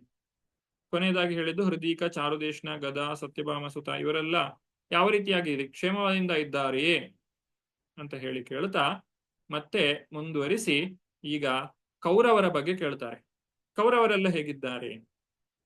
ಅಪಿ ಸ್ವಧೂರ್ಭ್ಯಾಂ ವಿಜಯಾಚ್ಯುತಾಭ್ಯಾಂ ಧರ್ಮೇಣ ಧರ್ಮ ಪರಿಪಾತಿ ಸೇತುಂ ದುರ್ಯೋಧನೋಕ್ತಯತ ಯತ್ಸಭಾಯಾಂ ಸಾಮ್ರಾಜ್ಯ ಲಕ್ಷ್ಮ್ಯ ವಿಜಯಾನುವೃತ್ಯ. ಹಾಗೆಯೇ ಈಗ ಯುಧಿಷ್ಠಿರ ಮಹಾರಾಜನು ಧರ್ಮಪಥವನ್ನು ಗೌರವಿಸುತ್ತಾ ಧರ್ಮತತ್ವಾನುಸಾರ ರಾಜ್ಯಭಾರ ಮಾಡುತ್ತಿರುವನೆ ಎಂಬುದನ್ನು ನಾನು ತಿಳಿಯಲು ಇಚ್ಛಿಸುತ್ತೇನೆ. ಹಿಂದೆ ದುರ್ಯೋಧನನು ಅಸೂಯೆಯಿಂದ ಉರಿಯುತ್ತಿದ್ದನು, ಏಕೆಂದರೆ ಯುಧಿಷ್ಠಿರನು ತನ್ನ ಬಾಹುಗಳೋ ಎಂಬಂತೆ ಕೃಷ್ಣಾರ್ಜುನರ ತೋಳುಗಳಿಂದ ರಕ್ಷಿತನಾಗಿದ್ದನು. ಈಗ ಯುಧಿಷ್ಠಿರ ಮಹಾರಾಜ ರಾಜನಾಗಿದ್ದಾನೆ. ಅವನು ಧರ್ಮತತ್ವಕ್ಕೆ ಅನುಸಾರವಾಗಿಯೇ ರಾಜ್ಯಭಾರವನ್ನ ಮಾಡ್ತಾ ಇದ್ದಾನೆ ಅಂತ ಹೇಳಿ ಇಲ್ಲಿ ವಿದುರನು ಪ್ರಶ್ನೆಯನ್ನ ಕೇಳ್ತಾ ಇರುವಂತದ್ದು. ಯುಧಿಷ್ಠಿರ ಮಹಾರಾಜ ಎಂತಹ ಶ್ರೇಷ್ಠ ವ್ಯಕ್ತಿ ಅಂತ ಹೇಳಿದ್ರೆ, ಅವನು ಶ್ರೀಕೃಷ್ಣ ಮತ್ತು ಅರ್ಜುನರನ್ನೇ ತನ್ನ 2 ಬಾಹುಗಳನ್ನಾಗಿ ಹೊಂದಿದ್ದಾನೆ. ಅವರ ಮಾರ್ಗದರ್ಶನದಲ್ಲಿ, ಅವರ ಒಂದು ರಕ್ಷಣೆಯಲ್ಲಿ ಯುಧಿಷ್ಠಿರ ಮಹಾರಾಜನು ತನ್ನ ರಾಜ್ಯಭಾರವನ್ನ ಬಹಳ ಚೆನ್ನಾಗಿ ನಡೆಸಿಕೊಂಡು ಹೋಗ್ತಾ ಇದ್ದಾನೆ. ಅಜಾತಶತ್ರುವಾದಂತಹ ಯುಧಿಷ್ಠಿರ ಮಹಾರಾಜನನ್ನ ದ್ವೇಷ ಮಾಡಿದಂತಹ ಕಾರಣಕ್ಕಾಗಿ ಆ ದುರ್ಯೋಧನಾದಿಗಳೆಲ್ಲ ನಾಶವಾಗಿ ಹೋಗಿದ್ದಾರೆ. ಮತ್ತೆ ಧರ್ಮವನ್ನ ಆಚರಿಸುವಂತಹ ಅದರ ಒಂದು ಪ್ರಯೋಜನವನ್ನ ತಿಳಿಸ್ತಾರೆ. ಯಾವಾಗ ಒಂದು ದೇಶದಲ್ಲಿ ರಾಜ ಮತ್ತು ಪ್ರಜೆಗಳು ಧರ್ಮಾಚರಣೆಯನ್ನ ಮಾಡ್ತಾ ಜೀವನವನ್ನು ನಡೆಸ್ತಾರೋ ಆಗ ಆ ಭೂದೇವಿಯು ಬಹಳ ಸಂತೋಷಗೊಂಡು ಎಲ್ಲಾ ಸಂಪತ್ತನ್ನು ಕೂಡ ಅಲ್ಲಿನ ಪ್ರಜೆಗಳಿಗೆ ಕೊಡ್ತಾಳೆ. ಇದನ್ನು ನಾವು ಇತ್ತೀಚಿನವರೆಗೂ ಕೂಡ ಕಾಣಬಹುದು. ಭಾರತವು ಎಷ್ಟೊಂದು ಸಂಪದ್ಭರಿತವಾಗಿತ್ತು ಅಂತ ಹೇಳಿದ್ರೆ ಆ ಭಾರತ ಇಡೀ ಪ್ರಪಂಚದಲ್ಲಿ ಅತ್ಯಂತ ಶ್ರೀಮಂತವಾದಂತಹ ದೇಶವಾಗಿತ್ತು. ಯಾಕಂದ್ರೆ ಇಲ್ಲಿ ಜನರು ಬಹಳ ಧಾರ್ಮಿಕರಾಗಿದ್ರು. ಧರ್ಮವನ್ನ ಬಿಟ್ಟು ಅವರು ಹೋಗ್ತಾ ಇರಲಿಲ್ಲ. ಅಂತಹ ಒಂದು ಧಾರ್ಮಿಕವಾದಂತಹ ರಾಜನ ಆಡಳಿತದಲ್ಲಿ ಪ್ರಜೆಗಳು ಸರಿಯಾದ ರೀತಿಯಲ್ಲಿ ಧರ್ಮಾಚರಣೆಯನ್ನು ನಡೆಸ್ತಾ ಧರ್ಮ ಮಾರ್ಗದಲ್ಲಿ ನಡೆದಾಗ ಇಡೀ ದೇಶವು ಬಹಳ ಸುಭಿಕ್ಷವಾಗಿರ್ತದೆ ಮತ್ತು ಎಲ್ಲರೂ ಕೂಡ ಅಲ್ಲಿ ಸಂತೋಷದಿಂದ ಬಾಳ್ಲಿಕ್ಕೆ ಸಾಧ್ಯವಾಗ್ತದೆ. ಕಿಂವಾ ಘೃತಾಘೇಶ್ವರ್ತ್ಯಮರ್ಷಿ ಭೀಮೋವಧೀರ್ಘಮತಂ ತಮಂ ವ್ಯಮುಂಚ್ಯತ್ ಯಸ್ಯಾಂಗ್ರಿಪಾತಂ ರಣಭೂರ್ನಸೇಹೇ ಮಾರ್ಗಂ ಗದಾ ಯಶ್ಚರತೋ ವಿಚಿತ್ರಂ. ಸರ್ಪ ಸದೃಶನಾದ ಅಜೇಯ ಭೀಮನು ಪಾಪಿಗಳ ಬಗ್ಗೆ ಬಹುಕಾಲದಿಂದ ಉಳಿದುಕೊಂಡು ಬಂದಿದ್ದ ತನ್ನ ಕ್ರೋಧವನ್ನು ಅವರ ವಿರುದ್ಧ ಬಳಸಿದನೇ? ದಯವಿಟ್ಟು ಹೇಳು. ಅವನು ರಣರಂಗದಲ್ಲಿ ಪಾದಾರ್ಪಣೆ ಮಾಡಿದಾಗ ಯುದ್ಧರಂಗವೂ ಸಹ ಅವನ ಅದ್ಭುತ ಪ್ರಹಾರವನ್ನು ತಡೆದುಕೊಳ್ಳಲಾಗಲಿಲ್ಲ. ಭೀಮನು ಅವನು 10,000 ಆನೆಗಳ ಒಂದು ಶಕ್ತಿಯನ್ನ ಹೊಂದಿದ್ದಂತಹ ವ್ಯಕ್ತಿ. ಅಂತಹ ಭೀಮ ಪಾಂಡವರ ಕೌರವರ ವಿರುದ್ಧವಾಗಿ ಬಹಳಷ್ಟು ಸಿಟ್ಟನ್ನ ಹೊಂದಿದ್ದ. ಅವರಿಗೆ ಭೀಮನು ಸಣ್ಣದಿರುವಾಗಿನಿಂದಲೇ ದುರ್ಯೋಧನನು ಅವನಿಗೆ ವಿಷವನ್ನ ಹಾಕಿ ಸಾಯಿಸ್ಲಿಕ್ಕೆ ನೋಡಿದ್ದು, ಅವರನ್ನ ಅರಗಿನ ಮನೆಯಲ್ಲಿ ಕೊಲ್ಲಿಕ್ಕೆ ನೋಡಿರುವಂತಹದ್ದು, ಆಮೇಲೆ ದ್ರೌಪದಿಗೆ ಆದಂತಹ ಅವಮಾನ, ನಂತರ ಅನೇಕ ಕುಕೃತ್ಯಗಳನ್ನ ಈ ದುರ್ಯೋಧನನು ಮಾಡಿರ್ತಾನೆ. ಅದಕ್ಕೆಲ್ಲದಕ್ಕೂ ಕೂಡ ಒಂದು ಉತ್ತರವನ್ನ ಕೊಡಬೇಕು ಅಂತ ಹೇಳಿ ಭೀಮನು ಕಾಯ್ತಾ ಇದ್ದ. ಅದಕ್ಕೆ ಸರಿಯಾದಂತಹ ಸೂಕ್ತವಾದಂತಹ ಒಂದು ಸಂದರ್ಭ ಈ ಮಹಾಭಾರತ ಯುದ್ಧದಲ್ಲಿ ಒದಗಿ ಬಂತು. ಹಾಗಾಗಿ ಭೀಮನು ಮೊದಲನೆಯ ದಿನದಿಂದಲೇ ಬಹಳ ಉತ್ಸುಕನಾಗಿ ಯುದ್ಧವನ್ನ ಮಾಡಿದ್ದಾನೆ. ಅನೇಕ ದುಷ್ಟರನ್ನ ನಾಶ ಮಾಡಿದ್ದಾನೆ. ಆ ಭೀಮನ ಒಂದು ಗದಾಪ್ರಹಾರ ಹೇಗಿತ್ತು ಅಂತ ಹೇಳಿದ್ರೆ ಆ ಒಂದು ಯುದ್ಧರಂಗವೂ ಕೂಡ ಅದನ್ನು ತಡೆದುಕೊಳ್ಳಿಕ್ಕೆ ಸಾಧ್ಯವಾಗ್ತಾ ಇರಲಿಲ್ಲ. ಅಂತಹ ಭೀಮನು ಹೇಗಿದ್ದಾನೆ, ಅವನು ತನ್ನ ಸೇಡನ್ನ ತೀರಿಸಿಕೊಂಡಿದ್ದಾನ ಅಂತ ಹೇಳಿ ಇಲ್ಲಿ ಹೇಳ್ತಾ ಇದ್ದಾರೆ. ನಾಗರಹಾವು ಬಹುಕಾಲ ಕ್ರೋಧದಿಂದ ನೆಮ್ಮಿಕೊಂಡಿದ್ದ ವಿಷವನ್ನು ವರ್ಜಿಸಿದಾಗ ಅದಕ್ಕೆ ಈಡಾದವನು ಬದುಕಲಾರ. ಇಲ್ಲಿ ಭೀಮ ಬಹಳ ವರ್ಷಗಳ ಕಾಲ ಅವರು ವನವಾಸ ಮಾಡ್ತಾ ಇದ್ದಾಗ ಮತ್ತು ಇನ್ನು ಅನೇಕ ವರ್ಷಗಳಿಂದ ಭೀಮ ಆ ಒಂದು ಕೌರವರನ್ನ ದಂಡಿಸಬೇಕು ಅನ್ನುವಂತಹ ಒಂದು ಅವಕಾಶಕ್ಕೋಸ್ಕರ ಕಾಯ್ತಾ ಇದ್ದ. ಆ ಒಂದು ಅವಕಾಶ ದೊರಕಿದಾಗ ಭೀಮನ ಆ ಒಂದು ಗದಾಪ್ರಹಾರದಿಂದ ಎಲ್ಲ 100 ಜನ ಕೌರವರು ಯಾರಿದ್ದಾರೆ, ದುರ್ಯೋಧನಾದಿಗಳು ಅವನ ಸಹೋದರರು 100 ಜನರನ್ನ ಭೀಮನು ತಾನೊಬ್ಬನೇ ಸಂಹಾರ ಮಾಡಿದ್ದಾನೆ. ಕಚ್ಚಿದ್ಯಶೋಧ ರಥಯೂತಪಾನಾಂ ಗಾಂಧೀವಧನ್ವೋ ಪರತಾರಿತರಸ್ತೆ ಅಲಕ್ಷಿತೋ ಯಚ್ಚರ ಕೂಟಗೂಢೋ ಮಾಯಾ ಕಿರಾತೋ ಗಿರಶಸ್ತುತೋಷಃ. ದಯವಿಟ್ಟು ಹೇಳು. ಗಾಂಡೀವ ಎಂಬ ಹೆಸರಿನ ಧನಸ್ಸನ್ನು ಹೊಂದಿದ ಹಾಗೂ ಶತ್ರುನಾಶಕರಾದ ಮಹಾನ್ ರಥಿಕರಲ್ಲಿ ಸರ್ವದಾ ಪ್ರಖ್ಯಾತನಾದ ಅರ್ಜುನನು ಕ್ಷೇಮವಾಗಿದ್ದಾನೆಯೇ? ಒಮ್ಮೆ ಶಿವ ತನ್ನ ರೂಪ ಮರೆಸಿಕೊಂಡು ಬೇಡನಾಗಿ ಬಂದಾಗ ಅರ್ಜುನನು ಬಾಣಗಳ ಮಳೆಗೆರೆದನು, ಶಿವನನ್ನು ಸಂತುಷ್ಟಗೊಳಿಸಿದ್ದನು. ಬಾಣಗಳ ಮಳೆಗೆರೆದು ಶಿವನನ್ನು ಸಂತುಷ್ಟಗೊಳಿಸಿದ್ದನು. ಇಲ್ಲಿ ನಾವು ಈ ಶ್ಲೋಕಗಳನ್ನು ನೋಡಿದಾಗ ಮೊದಲು ಯುಧಿಷ್ಠಿರ ಮಹಾರಾಜನ ಬಗ್ಗೆ ಕೇಳಿರುವಂಥದ್ದು, ಆಮೇಲೆ ಭೀಮ, ಆಮೇಲೆ ಅರ್ಜುನ. ಈಗ 38ನೇ ಶ್ಲೋಕದಲ್ಲಿ ಅರ್ಜುನ, 39ನೇ ಶ್ಲೋಕದಲ್ಲಿ ನಕುಲ ಸಹದೇವರ ಕುರಿತಾಗಿ ಕೇಳುವಂತಹ ಪ್ರಶ್ನೆ. ಈಗ ಅರ್ಜುನ ಈಗ ಪ್ರತಿಯೊಂದು ಶ್ಲೋಕದಲ್ಲಿಯೂ ಕೂಡ ಆಯಾ ವ್ಯಕ್ತಿಗಳ ಒಂದು ವಿಶಿಷ್ಟ ಲಕ್ಷಣಗಳನ್ನ ತಿಳಿಸ್ತಾ ಹೋಗ್ತಾರೆ. ಧರ್ಮಾಚರಣೆಯಲ್ಲಿ ಶ್ರೇಷ್ಠನಾದವನು ಯುಧಿಷ್ಠಿರ ಮಹಾರಾಜ. ಶೌರ್ಯ ಪರಾಕ್ರಮದಲ್ಲಿ ಶ್ರೇಷ್ಠನಾದಂತಹ ವ್ಯಕ್ತಿ ಭೀಮ. ಹಾಗೆ ಅರ್ಜುನನು ಕೂಡ ಆ ಶಿವನಿಂದಲೇ ಪಾಶುಪತಾಸ್ತ್ರವನ್ನ ಪಡೆದಂತಹ ಶ್ರೇಷ್ಠ ವ್ಯಕ್ತಿ ಅಂತ ಹೇಳಿ ಇಲ್ಲಿ ಒಂದೊಂದನ್ನೇ ಉಲ್ಲೇಖಿಸ್ತಾ ಹೋಗ್ತಾ ಇದ್ದಾರೆ. ಇಲ್ಲಿ ಶಿವನಿಂದ ಪಾಶುಪತಾಸ್ತ್ರವನ್ನ ಪಡೆದಂತಹ ಒಂದು ಸಂಗತಿ ಹೇಗಿತ್ತು ಅಂತ ಹೇಳಿದ್ರೆ, ಆ ಗಾಂಡೀವವನ್ನ ಪಡೆದಂತಹ ಅರ್ಜುನನು ಶಿವನು ಒಮ್ಮೆ ಅರ್ಜುನನನ್ನ ಪರೀಕ್ಷೆ ಮಾಡಲಿಕ್ಕೆ ನೋಡುವಂಥದ್ದು. ಹಾಗೆ ಪರೀಕ್ಷೆ ಮಾಡುವಾಗ ಶಿವನು ಬೇಟೆಯಾಡಿದಂತಹ ಒಂದು ಹಂದಿ ಅದನ್ನ ಅರ್ಜುನ ಇದು ತಾನು ಬೇಟೆಯಾಡಿದ್ದು ಅಂತ ಹೇಳಿದಾಗ ಶಿವನು ಇದು ನಾನು ಮಾಡಿದ್ದು ಅಂತ ಹೇಳಿ ಆ ರೀತಿಯಾಗಿ ಅಲ್ಲಿ ಒಂದು ರೀತಿಯಾದಂತಹ ಜಗಳವೇ ನಡೆಯುತ್ತದೆ. ಹಾಗೆ ಶಿವನ ಜೊತೆಗೆ ಅವನು ಯುದ್ಧವನ್ನ ಮಾಡಬೇಕಾಗ್ತದೆ. ತಾನು ಯುದ್ಧವನ್ನ ಮಾಡಿ ಅರ್ಜುನನು ಶಿವನನ್ನ ಮೆಚ್ಚಿಸ್ತಾನೆ. ಕೊನೆಯದಾಗಿ ಶಿವನು ಅರ್ಜುನನಿಗೆ ಆಶೀರ್ವಾದವನ್ನ ಮಾಡಿ ತನ್ನ ಪಾಶುಪತಾಸ್ತ್ರವನ್ನೇ ಅವನಿಗೆ ಕೊಟ್ಟು ಆಶೀರ್ವದಿಸ್ತಾನೆ. ಇಂತಹ ಪರಾಕ್ರಮಿಯಾದಂತಹ ಯೋಧ ಅರ್ಜುನನಾಗಿದ್ದಾನೆ, ಅವನು ಕ್ಷೇಮದಿಂದ ಇದ್ದಾನೆಯೇ. ಇನ್ನು ಯಮಳ ಸಹೋದರರಾದಂತಹ ಅಶ್ವಿನಿ ಕುಮಾರರ ಮಕ್ಕಳು ನಕುಲ ಸಹೋದರಿಯರು. ಯಾಮಾವುತಸ್ವೇತ್ ತನಯೌ ಪೃಥಾಯ ಪಾರ್ಥೈವೃತೌ ಪಕ್ಷ್ಮ್ಯಭಿರಕ್ಷಣೀವ ರೇಮಾತ ಉದ್ಧಾಯ ಮೃಧೆ ಸ್ವರಿಕ್ತಂ ಪರಾತ್ಸುಪರ್ಣಾಮಿವ ವಜ್ರಿಕ ವಕ್ತ್ರಾತ್. ತನ್ನ ಸಹೋದರರಿಂದ ರಕ್ಷಿತರಾದ ಯಮಳ ಸಹೋದರರು ಕ್ಷೇಮವೇ. ರೆಪ್ಪೆ ಕಣ್ಣನ್ನು ರಕ್ಷಿಸಿದಂತೆ, ಗರುಡ ವಜ್ರಾಯುಧಧಾರಿಯಾದ ಇಂದ್ರನ ಬಾಯಿಯಿಂದ ಅಮೃತವನ್ನು ಕಿತ್ತುಕೊಂಡಂತೆ, ಶತ್ರುವಾದ ದುರ್ಯೋಧನನಿಂದ ತಮ್ಮ ನ್ಯಾಯಬಿದ್ದ ಸಾಮ್ರಾಜ್ಯವನ್ನು ಮರಳಿ ಪಡೆದ ಪೃಥಾಪುತ್ರರು ಅವರನ್ನು ರಕ್ಷಿಸುತ್ತಾರೆ. ಇಲ್ಲಿ ಬಹಳ ವಿಚಾರಗಳಿವೆ.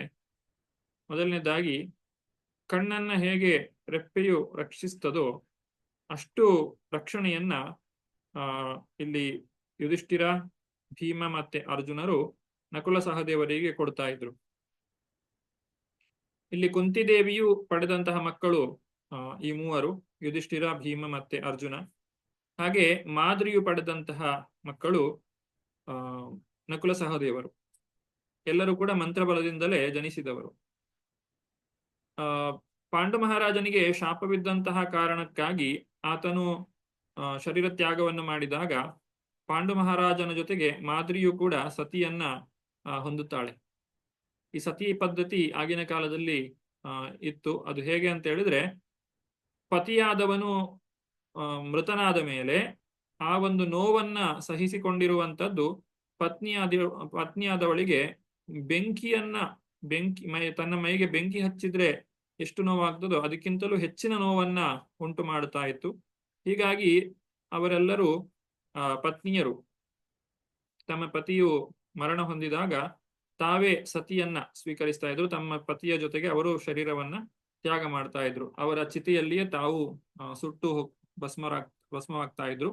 ಆದ್ರೆ ಇದು ಮುಂದೆ ಸಮಾಜದಲ್ಲಿ ಬರ್ತಾ ಬರ್ತಾ ಏನಾಯ್ತು, ಆ ಒಂದು ಒತ್ತಾಯ ಪೂರ್ವಕವಾಗಿ ಮಾಡುವಂತಹ ಕಾರ್ಯ ಆಯ್ತು. ಯಾರ ಪ್ರಾಣವನ್ನು ತೆಗೆಯುವಂತಹ ಅಧಿಕಾರ ಇನ್ನೊಬ್ಬರಿಗಿಲ್ಲ. ಒತ್ತಾಯ ಪೂರ್ವಕವಾಗಿ ಈ ರೀತಿಯಾಗಿ ಸತಿಯನ್ನ ಆಚರಿಸುವಂತದ್ದು ಅದು ಕಾನೂನು ಬಾಹಿರ ಅಥವಾ ಅದು ಅನ್ಯಾಯವಾದಂತಹ ಕಾರ್ಯವಾಯಿತು. ಹಾಗಾಗಿ ಅದನ್ನ ಈಗ ನಿಷೇಧಿಸಲಾಗಿದೆ. ಹಾಗೆ ಮಾದ್ರಿ ಸತಿಯನ್ನ ಪಡೆದಾಗ ಅಲ್ಲಿ ಇಬ್ಬರು ಕೂಡ ಪಾಂಡುವಿನ ಜೊತೆಗೆ ಶರೀರ ತ್ಯಾಗ ಮಾಡುವ ಹಾಗಿಲ್ಲ. ಯಾಕಂದ್ರೆ ಮಕ್ಕಳು ಇನ್ನು ಸಣ್ಣವರು. ಧೃತರಾಷ್ಟ್ರ, ಭೀಮ, ಅರ್ಜುನ, ನಕುಲ ಸಹದೇವ 5 ಜನ ಮಕ್ಕಳಿದ್ದಾರೆ. ಅವರನ್ನು ನೋಡಿಕೊಳ್ಳುವಂತಹ ಜವಾಬ್ದಾರಿಯನ್ನ ಕುಂತಿದೇವಿ ವಹಿಸಿಕೊಳ್ಳುತ್ತಾಳೆ. ನಂತರ ಕುಂತಿದೇವಿ ಇಲ್ಲಿ ಹಸ್ತಿನಾಪುರಕ್ಕೆ ಬರುವಂತಹದ್ದು. ಈ ಉಳಿದ 3 ಪಾಂಡವರು ಅಂದ್ರೆ ಯುಧಿಷ್ಠಿರ, ಭೀಮ ಮತ್ತೆ ಅರ್ಜುನ, ಅವರು ನಕುಲ ಸಹದೇವರ ಬಗ್ಗೆ ಬಹಳ ಪ್ರೀತಿಯನ್ನ ಹೊಂದಿದ್ರು. ಅವರು ಮಲತಾಯಿಯ ಮಕ್ಕಳು ಅಂತ ಹೇಳಿ ಯಾವತ್ತೂ ಕೂಡ ಕುಂತಿದೇವಿ ಆಗ್ಲಿ ಅಥವಾ 3 ಜನ ಪಾಂಡವರು ಯಾರಿದ್ದಾರೆ ಅವರು ಯಾವತ್ತೂ ನಕುಲ ಸಹದೇವರನ್ನ ಅವರಿಗೆ ಯಾವುದೇ ಅನ್ಯಾಯವನ್ನ ಮಾಡಲಿಲ್ಲ. ಒಂದು ಸಲ ಪಾಂಡವರು ಈ ವನವಾಸದಲ್ಲಿದ್ದಾಗ ಯಕ್ಷನು ಅವರನ್ನ ಪರೀಕ್ಷೆ ಮಾಡ್ತಾನೆ. ಅಲ್ಲಿ ನೀರು ಕುಡಿಲಿಕ್ಕೆ ಅಂತ ಹೋಗಿದ್ದಂತಹ ಒಬ್ಬೊಬ್ಬರೇ ಪಾಂಡವರು, ನಕುಲ, ಸಹದೇವ, ಅರ್ಜುನ, ಭೀಮ ಇವರೆಲ್ಲರೂ ಆ ಒಂದು ಯಕ್ಷನನ್ನ ನಿರ್ಲಕ್ಷ್ಯ ಮಾಡಿದಿಂದಾಗಿ ಪ್ರಜ್ಞೆ ತಪ್ಪಿ ಬೀಳ್ತಾರೆ. ಆ ನಂತರ ಯುಧಿಷ್ಠಿರ ಮಹಾರಾಜ ಆ ಯಕ್ಷನು ಕೇಳಿದಂತಹ ಎಲ್ಲ ಪ್ರಶ್ನೆಗೆ ಸಮರ್ಪಕವಾದಂತಹ ಉತ್ತರವನ್ನ ಕೊಟ್ಟ ಮೇಲೆ ಆಗ ಯಕ್ಷನು ಕೇಳ್ತಾನೆ, ನಾನು ನಿಮ್ಮ 4 ಜನ ತಮ್ಮಂದಿರಲ್ಲಿ ಒಬ್ಬರನ್ನ ಅವರಿಗೆ ಜೀವವನ್ನ ಕೊಡ್ತೇನೆ, ನಿನಗೆ ಯಾರು ಬೇಕು ನೀನು ಆಯ್ಕೆ ಮಾಡಿಕೊ ಅಂತ ಹೇಳಿದಾಗ ಅವರು ಮೊದಲು ಯುಧಿಷ್ಠಿರ ಮಹಾರಾಜ ಹೇಳುದು, ನನಗೆ ನಕುಲ ಬೇಕು ಅಂತ ಹೇಳಿ. ಆಗ ಯಕ್ಷ ಕೇಳ್ತಾನೆ, ನಿನಗೆ ಮುಂದಕ್ಕೆ ಯುದ್ಧದಲ್ಲಿ ಸಹಾಯಕ್ಕೆ ಬರುವಂತದ್ದು ಭೀಮ ಅಥವಾ ಅರ್ಜುನ, ಅವರು ಮಹಾಪರಾಕ್ರಮಿಗಳು. ಅವರನ್ನ ಬಿಟ್ಟು ನೀನು ನಕುಲನನ್ನ ಯಾಕೆ ಕೇಳ್ತಾ ಇದ್ದೀಯಾ ಅಂತ ಕೇಳಿದ್ರೆ, ನನ್ನ ತಾಯಿಯಾದಂತಹ ಕುಂತಿದೇವಿಗೆ ನಾನು ಒಬ್ಬ ಮಗ ಬದುಕಿದ್ದೇನೆ, ಆದ್ರೆ ಮಾದ್ರಿಯ ಮಕ್ಕಳು ಅಂತ ಹೇಳಿ ಯಾರೂ ಇಲ್ಲ. ಹಾಗಾಗಿ ಮಾದ್ರಿಯ ಮಕ್ಕಳಲ್ಲಿಯೂ ಕೂಡ ನಕುಲನು ಬೇಕು ಅಂತ ಹೇಳಿ ಯುಧಿಷ್ಠಿರ ಮಹಾರಾಜ ಹೇಳ್ತಾನೆ. ಅಂದ್ರೆ ಆ ಒಂದು 5 ಜನ ಪಾಂಡವರಲ್ಲಿ ಎಷ್ಟೊಂದು ಸಹಬಾಳ್ವೆ ಇತ್ತು ಅನ್ನೋದು ನಮಗೆ ಇಲ್ಲಿ ಗೊತ್ತಾಗ್ತದೆ. ಅದನ್ನೇ ಇಲ್ಲಿ ವಿದುರನು ಕೂಡ ಹೇಳುವಂತಹದ್ದು. ವಿದುರ ಅವರನ್ನ ಬಹಳ ಹತ್ತಿರದಿಂದ ಕಂಡಿದ್ದಾನೆ. ಅದರಿಂದಲೇ ಕೇಳುವುದು, ಅಂತಹ ನಕುಲ ಸಹದೇವರು ಹೇಗಿದ್ದಾರೆ? ಅವರು ಮಲ ಸಹೋದರರಾಗಿದ್ದರೂ ಮಾದ್ರಿಯು ಪಾಂಡು ಮಹಾರಾಜನೊಂದಿಗೆ ಸಹಗಮನ ಮಾಡಿದ ನಂತರ ಕುಂತಿಯು ಅವರ ಯೋಗಕ್ಷೇಮವನ್ನು ವಹಿಸಿಕೊಂಡಳು. ಅವರು ಬಹಳ ಚೆನ್ನಾಗಿ ಕಣ್ಣನ್ನ ರೆಪ್ಪೆಯು ರಕ್ಷಿಸುವಂತೆ ಆ ಭೀಮಾರ್ಜುನರ ರಕ್ಷಣೆಯಲ್ಲಿ ಅವರು ಚೆನ್ನಾಗಿದ್ದಾರೆ ಅನ್ನೋದನ್ನ ವಿದುರನು ಇಲ್ಲಿ ಮತ್ತೆ ಪ್ರಶ್ನೆ ಮಾಡಿ ಕೇಳ್ತಾ ಇದ್ದಾನೆ.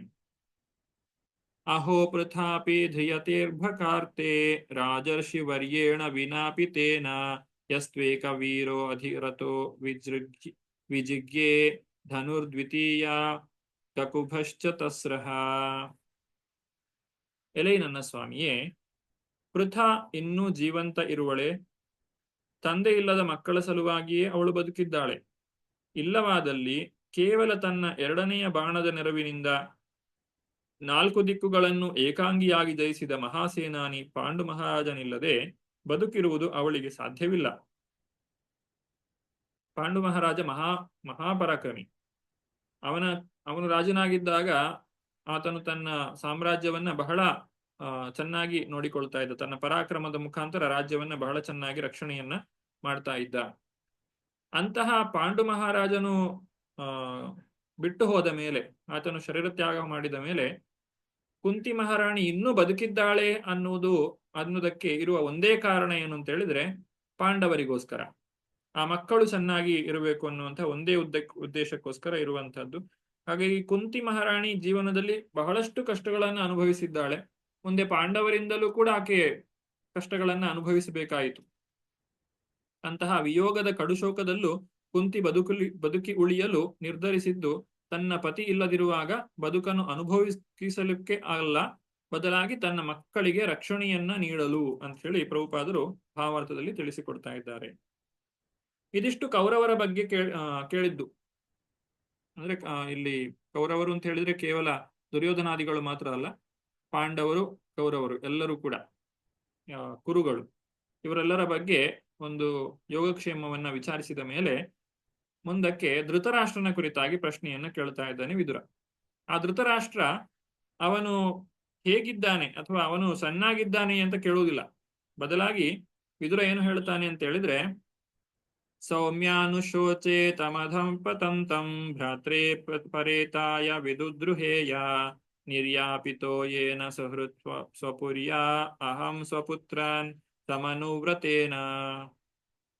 ಎಲೈ ಸೌಮ್ಯನೇ, ಮರಣ ಹೊಂದಿದ ತನ್ನ ಸಹೋದರನ ವಿರುದ್ಧ ಬಂಡಾಯವೆದ್ದ ಅವನ ಅಂದರೆ ಧೃತರಾಷ್ಟ್ರನ ಸಲುವಾಗಿ ನಾನು ಶೋಕಿಸುತ್ತೇನೆ. ನಾನು ಪ್ರಾಮಾಣಿಕವಾಗಿ ಅವನ ಹಿತೈಷಿಯಾಗಿದ್ದರೂ ಅವನು ನನ್ನನ್ನು ತನ್ನ ಮನೆಯಿಂದ ಹೊರದೂಡಿದ. ಏಕೆಂದರೆ ಅವನು ತನ್ನ ಪುತ್ರರ ಕಾರ್ಯವಿಧಾನವನ್ನೇ ಒಪ್ಪಿ ಅನುಸರಿಸಿದ. ಇಲ್ಲಿ ಧೃತರಾಷ್ಟ್ರ ದುರ್ಯೋಧನನ ಕುರಿತಾದಂತಹ ಕುರುಡು ಪ್ರೀತಿಯಿಂದಾಗಿ ಅವನು ವಿದುರನಂತಹ ಮಹಾಜ್ಞಾನಿಯನ್ನ ಅರಮನೆಯಿಂದ ಹೊರದೂಡಿದ್ದಾನೆ. ಹಾಗೆ ತನ್ನ ಅವನತಿಯನ್ನು ಕೂಡ ತಾನು ಹತ್ತಿರಕ್ಕೆ ತಂದುಕೊಂಡಿದ್ದಾನೆ. ಅಂತಹ ಧೃತರಾಷ್ಟ್ರ ತಾನು ಮಾಡಿದ್ದಂತಹ ಒಂದು ಏನು ಕೃತ್ಯಗಳು, ಏನೆಲ್ಲ ಪಾಪ ಕಾರ್ಯಗಳಿವೆ, ಅದರಿಂದಾಗಿ ಆತನು ನರಕಕ್ಕೆ ಹೋಗ್ಲಿಕ್ಕೆ ಅರ್ಹನಾಗಿದ್ದಾನೆ. ಅವನ ಕುರಿತಾಗಿ ಇಲ್ಲಿ ವಿದುರನು ನೆನಪು ಮಾಡಿಕೊಳ್ತಾ ಇದ್ದಾನೆ. ವಿದುರ ತನ್ನ ಹಿರಿಯಣ್ಣನ ಕ್ಷೇಮ ಸಮಾಚಾರವನ್ನು ವಿಚಾರಿಸಲಿಲ್ಲ. ಏಕೆಂದರೆ ಅವನನ್ನು ನರಕಕ್ಕೆ ಬೀಳುವುದರ ಹೊರತು ಸೌಖ್ಯದಿಂದ ಇರುವ ಸಾಧ್ಯತೆ ಇರಲಿಲ್ಲ ಅನ್ನುವುದು ವಿದುರನಿಗೆ ಬಹಳ ಸ್ಪಷ್ಟವಾಗಿ ಗೊತ್ತಿದೆ. ಇನ್ನು ವಿದುರ ಯಾಕೆ ಈ ಒಂದು ರಾಜ್ಯವನ್ನ ತೊರೆದು ಬಂದ ಅನ್ನುವುದರ ಕುರಿತಾಗಿ ನಾವು ಈಗಾಗಲೇ ತಿಳಿದುಕೊಂಡಿದ್ದೇವೆ. ಇನ್ನು ಮುಂದಕ್ಕೆ ವಿದುರನ ಒಂದು ಮನಸ್ಸಿನ ಆಸೆ ಏನು ಅಂತ ಹೇಳಿದ್ರೆ, ಆ ಧೃತರಾಷ್ಟ್ರನನ್ನ ಹೇಗಾದ್ರೂ ಮಾಡಿ ಪಾರು ಮಾಡಬೇಕು. ಆ ಒಂದೇ ಕಾರಣಕ್ಕೋಸ್ಕರ ವಿದುರ ಹಸ್ತಿನಾಪುರಕ್ಕೆ ಇನ್ನೊಂದ್ಸಲ ಹೋಗ್ತಾನೆ. ಅಂದ್ರೆ ಈ ಇಡೀ ಸಮಸ್ತ ಭಾಗವತವನ್ನ ಮೈತ್ರೇಯರಿಂದ ಕೇಳಿ ತಿಳಿದ ನಂತರ ವಿದುರನು ಮತ್ತೆ ಹಸ್ತಿನಾಪುರಕ್ಕೆ ಹೋಗುವಂತಹದ್ದು. ಅದನ್ನ ನಾವು ಭಾಗವತದಲ್ಲಿ ಮೊದಲನೇ ಸ್ಕಂದದಲ್ಲಿ ಕಂಡಿದ್ದೇವೆ. ಯಾವಾಗ ವಿದುರ ಅಲ್ಲಿ ಯುಧಿಷ್ಠಿರ ಮಹಾರಾಜನನ್ನ ಭೇಟಿ ಮಾಡ್ಲಿಕ್ಕೆ ಬರ್ತಾನೋ ಆಗ ಈ ಎಲ್ಲಾ ಸಂಭಾಷಣೆಗಳು ಮುಗಿದಿದೆ. ಇದು ನಾವು ಮತ್ತೆ ಇದನ್ನ ಈಗ ಕೇಳ್ತಾ ಇರುವಂತದ್ದು. ಆದ್ರೆ ಆ ಸಂದರ್ಭದಲ್ಲಿ ಅಲ್ಲಿ ಒಂದು ಕಡೆ ಹೇಳ್ತಾರೆ, ವಿದುರನು ಎಲ್ಲಾ ವಿಚಾರಗಳನ್ನ ತಿಳಿಸಿದ, ಆದ್ರೆ ಶ್ರೀಕೃಷ್ಣನು ಅಂತರ್ಧಾನನಾದ ಕುರಿತಾಗಿ ತಿಳಿಸ್ಲಿಲ್ಲ ಅಂತ ಹೇಳಿ. ಅಂದ್ರೆ ಇದೆಲ್ಲ ವಿಚಾರ ವಿದುರನು ಈಗಾಗಲೇ ತಿಳಿದಿದ್ದಾನೆ. ಆ ಪ್ರಥಮ ಸ್ಕಂದದಲ್ಲಿ ವಿದುರನು ಯಾವಾಗ ಅಲ್ಲಿಗೆ ಬರ್ತಾನೋ ಆಗ ಈ ಎಲ್ಲ ಘಟನೆಗಳು ಕೂಡ ನಡೆದು ಹೋಗಿತ್ತು. ಸೋಹಂ ಹರೇ ಮರ್ತ್ಯ ವಿಡಂಬನೇನ ದೃಶೋ ನೃಣಾಂ ಚಾಲಯತೋ ವಿಧಾತು ನಾನ್ಯೋಪಲಕ್ಷ್ಯ ಪದವಿಂ ಪ್ರಸಾದ ಚರಾಮಿ ಪಶ್ಯನ್ ಗತ ವಿಸ್ಮಯೋತ್ರ.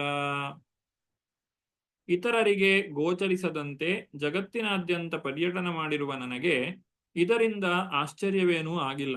ಮರ್ತ್ಯಲೋಕದ ಮಾನವನ ಕಾರ್ಯಗಳಂತೆಯೇ ಕಾಣುವ ದೇವೋತ್ತಮ ಪರಮಪುರುಷನ ಕಾರ್ಯಗಳು ಉಳಿದವರಿಗೆ ವಿಸ್ಮಯಕಾರಿಯಾದವು. ಆದರೆ ಅವನ ಅನುಗ್ರಹದಿಂದ ನಾನು ಅವನ ಮಹಿಮೆಯನ್ನು ಬಲ್ಲೆ. ಹೀಗೆ ಸಕಲ ವಿಷಯಗಳಲ್ಲೂ ನಾನು ಸುಖಿ. ಈ ಭಗವಂತನ ಕುರಿತಾಗಿ ತಿಳಿದಂತಹ ಭಕ್ತರು, ಭಗವಂತನ ಶುದ್ಧ ಭಕ್ತರು ಯಾರಿದ್ದಾರೆ, ಅವರಿಗೆ ಈ ಭೌತಿಕ ಪ್ರಪಂಚದಲ್ಲಿ ನಡೆಯುವಂತಹ ಘಟನೆಗಳನ್ನ ಕಂಡಾಗ ಏನು ಆಶ್ಚರ್ಯ ಅಂತ ಅನ್ನಿಸುವುದಿಲ್ಲ. ಯಾಕಂದ್ರೆ ಭಗವದ್ಗೀತೆಯಲ್ಲಿ ಹೇಳಿದ್ದಾರೆ, ಈ ಪ್ರಪಂಚ ದುಃಖಾಲಯಂ ಅಶಾಶ್ವತಂ ಅಂತ ಹೇಳಿ. ಅಂದ ಮೇಲೆ ನಾವು ಮತ್ತೆ ಚಿಂತೆ ಮಾಡುವಂತಹ ಅಗತ್ಯ ಏನಿದೆ? ಇದು ಎಲ್ಲವೂ ಕೂಡ ಭಗವಂತನ ಒಂದು ಇಚ್ಛೆಯಂತೆಯೇ ನಡೆಯುತ್ತಾ ಇದೆ. ನಾವು ನ್ಯೂಸ್ ಪೇಪರ್ ಅನ್ನ ಓದುವಾಗ ಕೆಲವೊಮ್ಮೆ ನಮಗೆ ಆಶ್ಚರ್ಯವಾಗ್ತದೆ, ಓ ಇಲ್ಲಿ ಈ ರೀತಿಯಾಗಿ ಆಯಿತು, ಅಲ್ಲಿ ಆ ರೀತಿಯಾದಂತಹ ದುರ್ಘಟನೆ ನಡೆಯಿತು ಅಂತೇಳಿ. ಆದ್ರೆ ಇದೆಲ್ಲವೂ ಒಂದು ರೀತಿ ನೋಡುದಾದ್ರೆ ಭಾಗವತದ ವಿಚಾರಗಳನ್ನೇ ಹೇಳಿರುವಂಥದ್ದು, ಭಗವದ್ಗೀತೆಯ ವಿಚಾರಗಳನ್ನೇ ಹೇಳಿದ್ದಾರೆ. ಆದ್ರೆ ಅಲ್ಲಿ ಭಗವಂತನ ಕುರಿತಾಗಿ ಹೇಳುವುದಿಲ್ಲ ಅಷ್ಟೇ. ಭಗವಂತ ಹೇಳಿದಂತಹ ವಿಚಾರಗಳು, ಈ ಪ್ರಪಂಚ ದುಃಖಾಲಯಂ ಅಶಾಶ್ವತಂ, ನಾವು ವಾರ್ತಾಪತ್ರಿಕೆ ನ್ಯೂಸ್ ಪೇಪರ್ ಅನ್ನ ತೆರೆದು ನೋಡಿದಾಗ ಅದು ಸತ್ಯ ಅಂತ ಹೇಳಿ ನಮಗೆ ಗೋಚರವಾಗ್ತದೆ. ಹಾಗೆ ಭಗವಂತನ ಶುದ್ಧ ಭಕ್ತರು ತಮ್ಮ ಜೀವನದಲ್ಲಿ ನಡೆಯುವಂತಹ ಪ್ರತಿಯೊಂದು ಘಟನೆಗಳನ್ನು, ಅವರ ಕಣ್ಣ ಮುಂದೆ ಬರುವಂತಹ ಪ್ರತಿಯೊಂದು ವಿಚಾರಗಳನ್ನು ಅವರು ಅದು ಭಗವಂತ ಹೇಳಿದಂತಹ ಮಾತುಗಳು ಎಷ್ಟು ಸತ್ಯ ಅನ್ನುವುದನ್ನ ವಿಮರ್ಶೆ ಮಾಡಿ ನೋಡಿಕೊಳ್ಳುತ್ತಾರೆ ವಿನಃ ಅದರಿಂದ ತಾವು ಆ ಒಂದು ಘಟನೆಗಳಿಂದ ವಿಚಲಿತರಾಗುವುದಿಲ್ಲ. ಅವರು ಯಾವಾಗಲೂ ಸುಖವಾಗಿಯೇ ಇರ್ತಾರೆ. ಅಭಯಂ ಸತ್ವ ಸಂಶುದ್ಧಿ ಅಂತ ಹೇಳಿ ಭಗವದ್ಗೀತೆಯಲ್ಲಿ ಹೇಳಿದ್ದಾರೆ. ಅಂದ್ರೆ ಪರಿಶುದ್ಧ ಜೀವನ ನಡೆಸಿದ್ದಲ್ಲದೆ ಅವನು ಈ ಸ್ಥಾನವನ್ನು ಪಡೆಯಲಾರನು. ಯಾವ ವ್ಯಕ್ತಿ ಭಗವಂತನಿಗೆ ಸಂಪೂರ್ಣವಾಗಿ ಶರಣಾಗಿರ್ತಾನೋ ಅಂತಹ ವ್ಯಕ್ತಿ ಈ ರೀತಿಯಾದಂತಹ ನಾರಾಯಣ ಪರವಾದಂತಹ ಜೀವನವನ್ನು ನಡೆಸ್ತಾನೆ.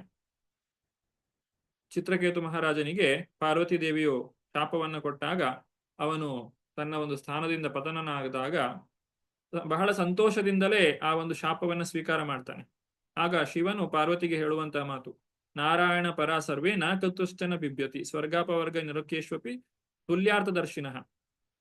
ನಾರಾಯಣ ಪರರಾದವರು, ಭಗವಂತನ ಭಕ್ತರಾದವರು, ಅವರು ಸ್ವರ್ಗದಲ್ಲಿರ್ಲಿ, ನರಕದಲ್ಲಿರ್ಲಿ, ಮರ್ತ್ಯಲೋಕದಲ್ಲಿರ್ಲಿ ಅವರು ಸುಖವಾಗಿಯೇ ಇರ್ತಾರೆ ಅಂತ ಹೇಳಿ ಅಲ್ಲಿ ಶಿವನು ಹೇಳುವಂತಹ ಮಾತು.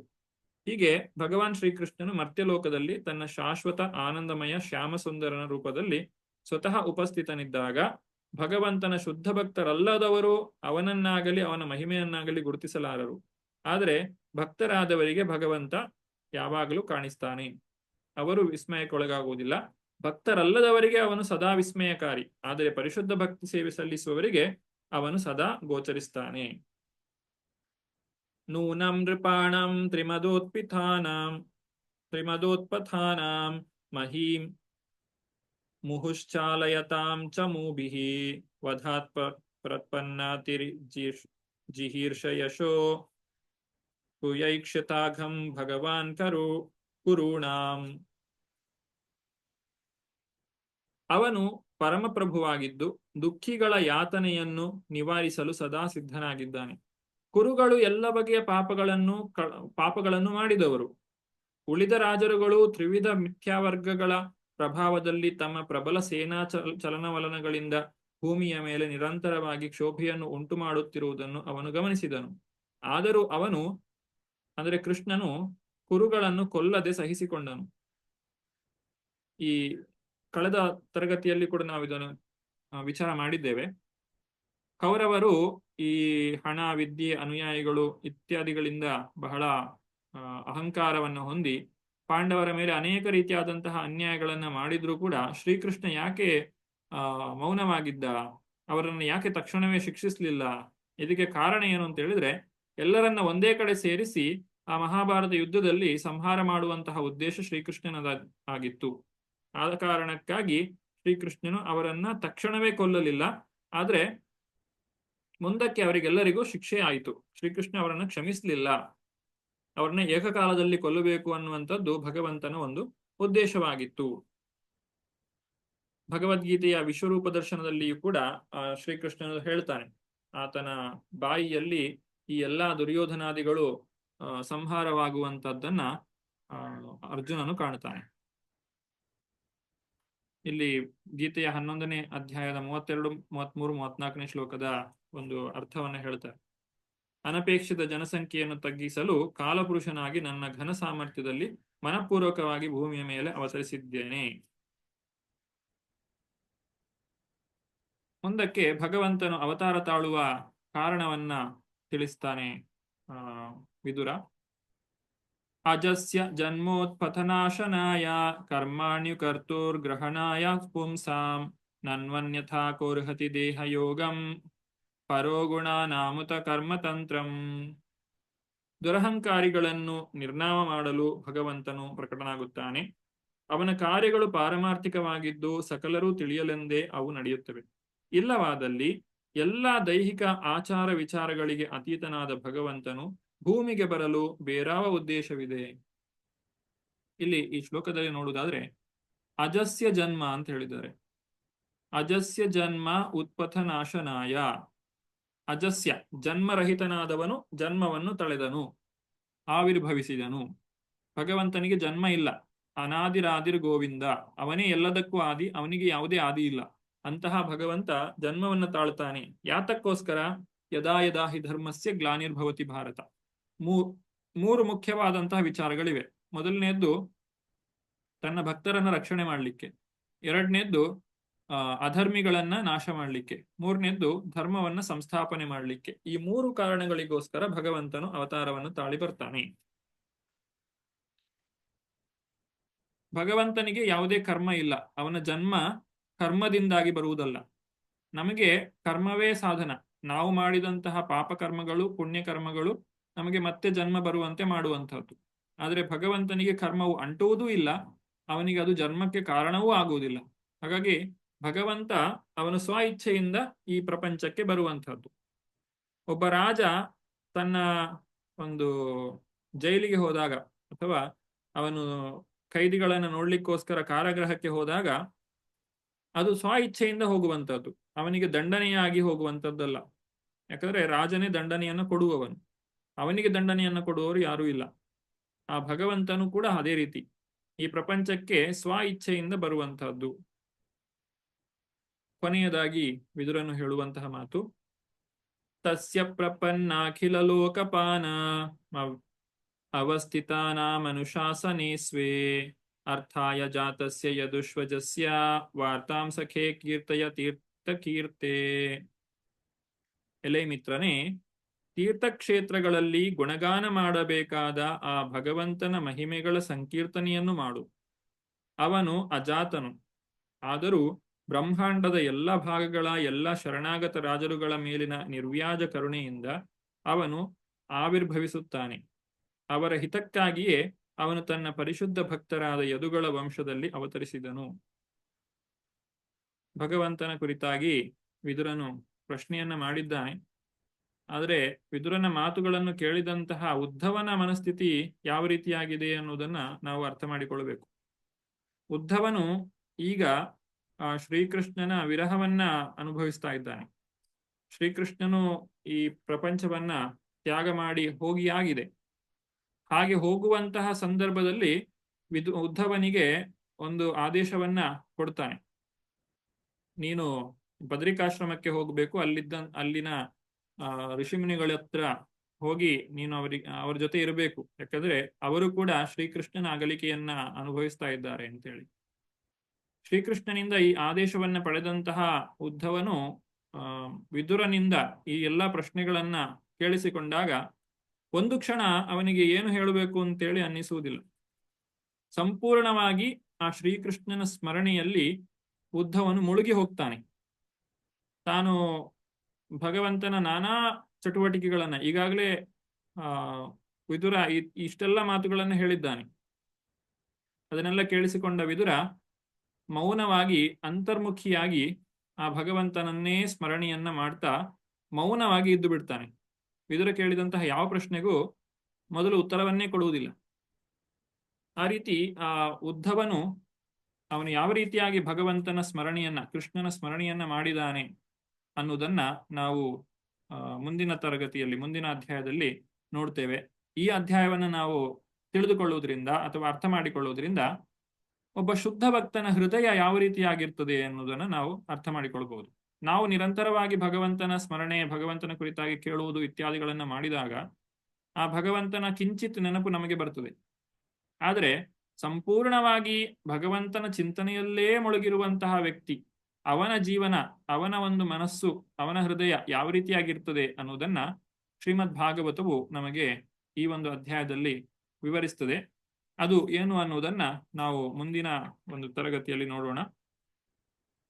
ಭಗವಂತನ ಒಂದು ಇಚ್ಛೆಯ ಪ್ರಕಾರವಾಗಿ ನಾವು ಶ್ರೀಮದ್ ಭಾಗವತದ ಈ ಒಂದು ಅಧ್ಯಯನವನ್ನ ಮಾಡ್ತಾ ಇದ್ದೇವೆ. ತರಗತಿಗೆ ಬಂದಂತಹ ಎಲ್ಲ ಭಕ್ತರಿಗೂ ಕೂಡ ಧನ್ಯವಾದಗಳು. ಮುಂದಿನ ತರಗತಿಯಲ್ಲಿ ನಾವು 2ನೇ ಅಧ್ಯಾಯವನ್ನ ಮುಂದುವರಿಸೋಣ. ಧನ್ಯವಾದಗಳು. ಹರೇ ಕೃಷ್ಣ.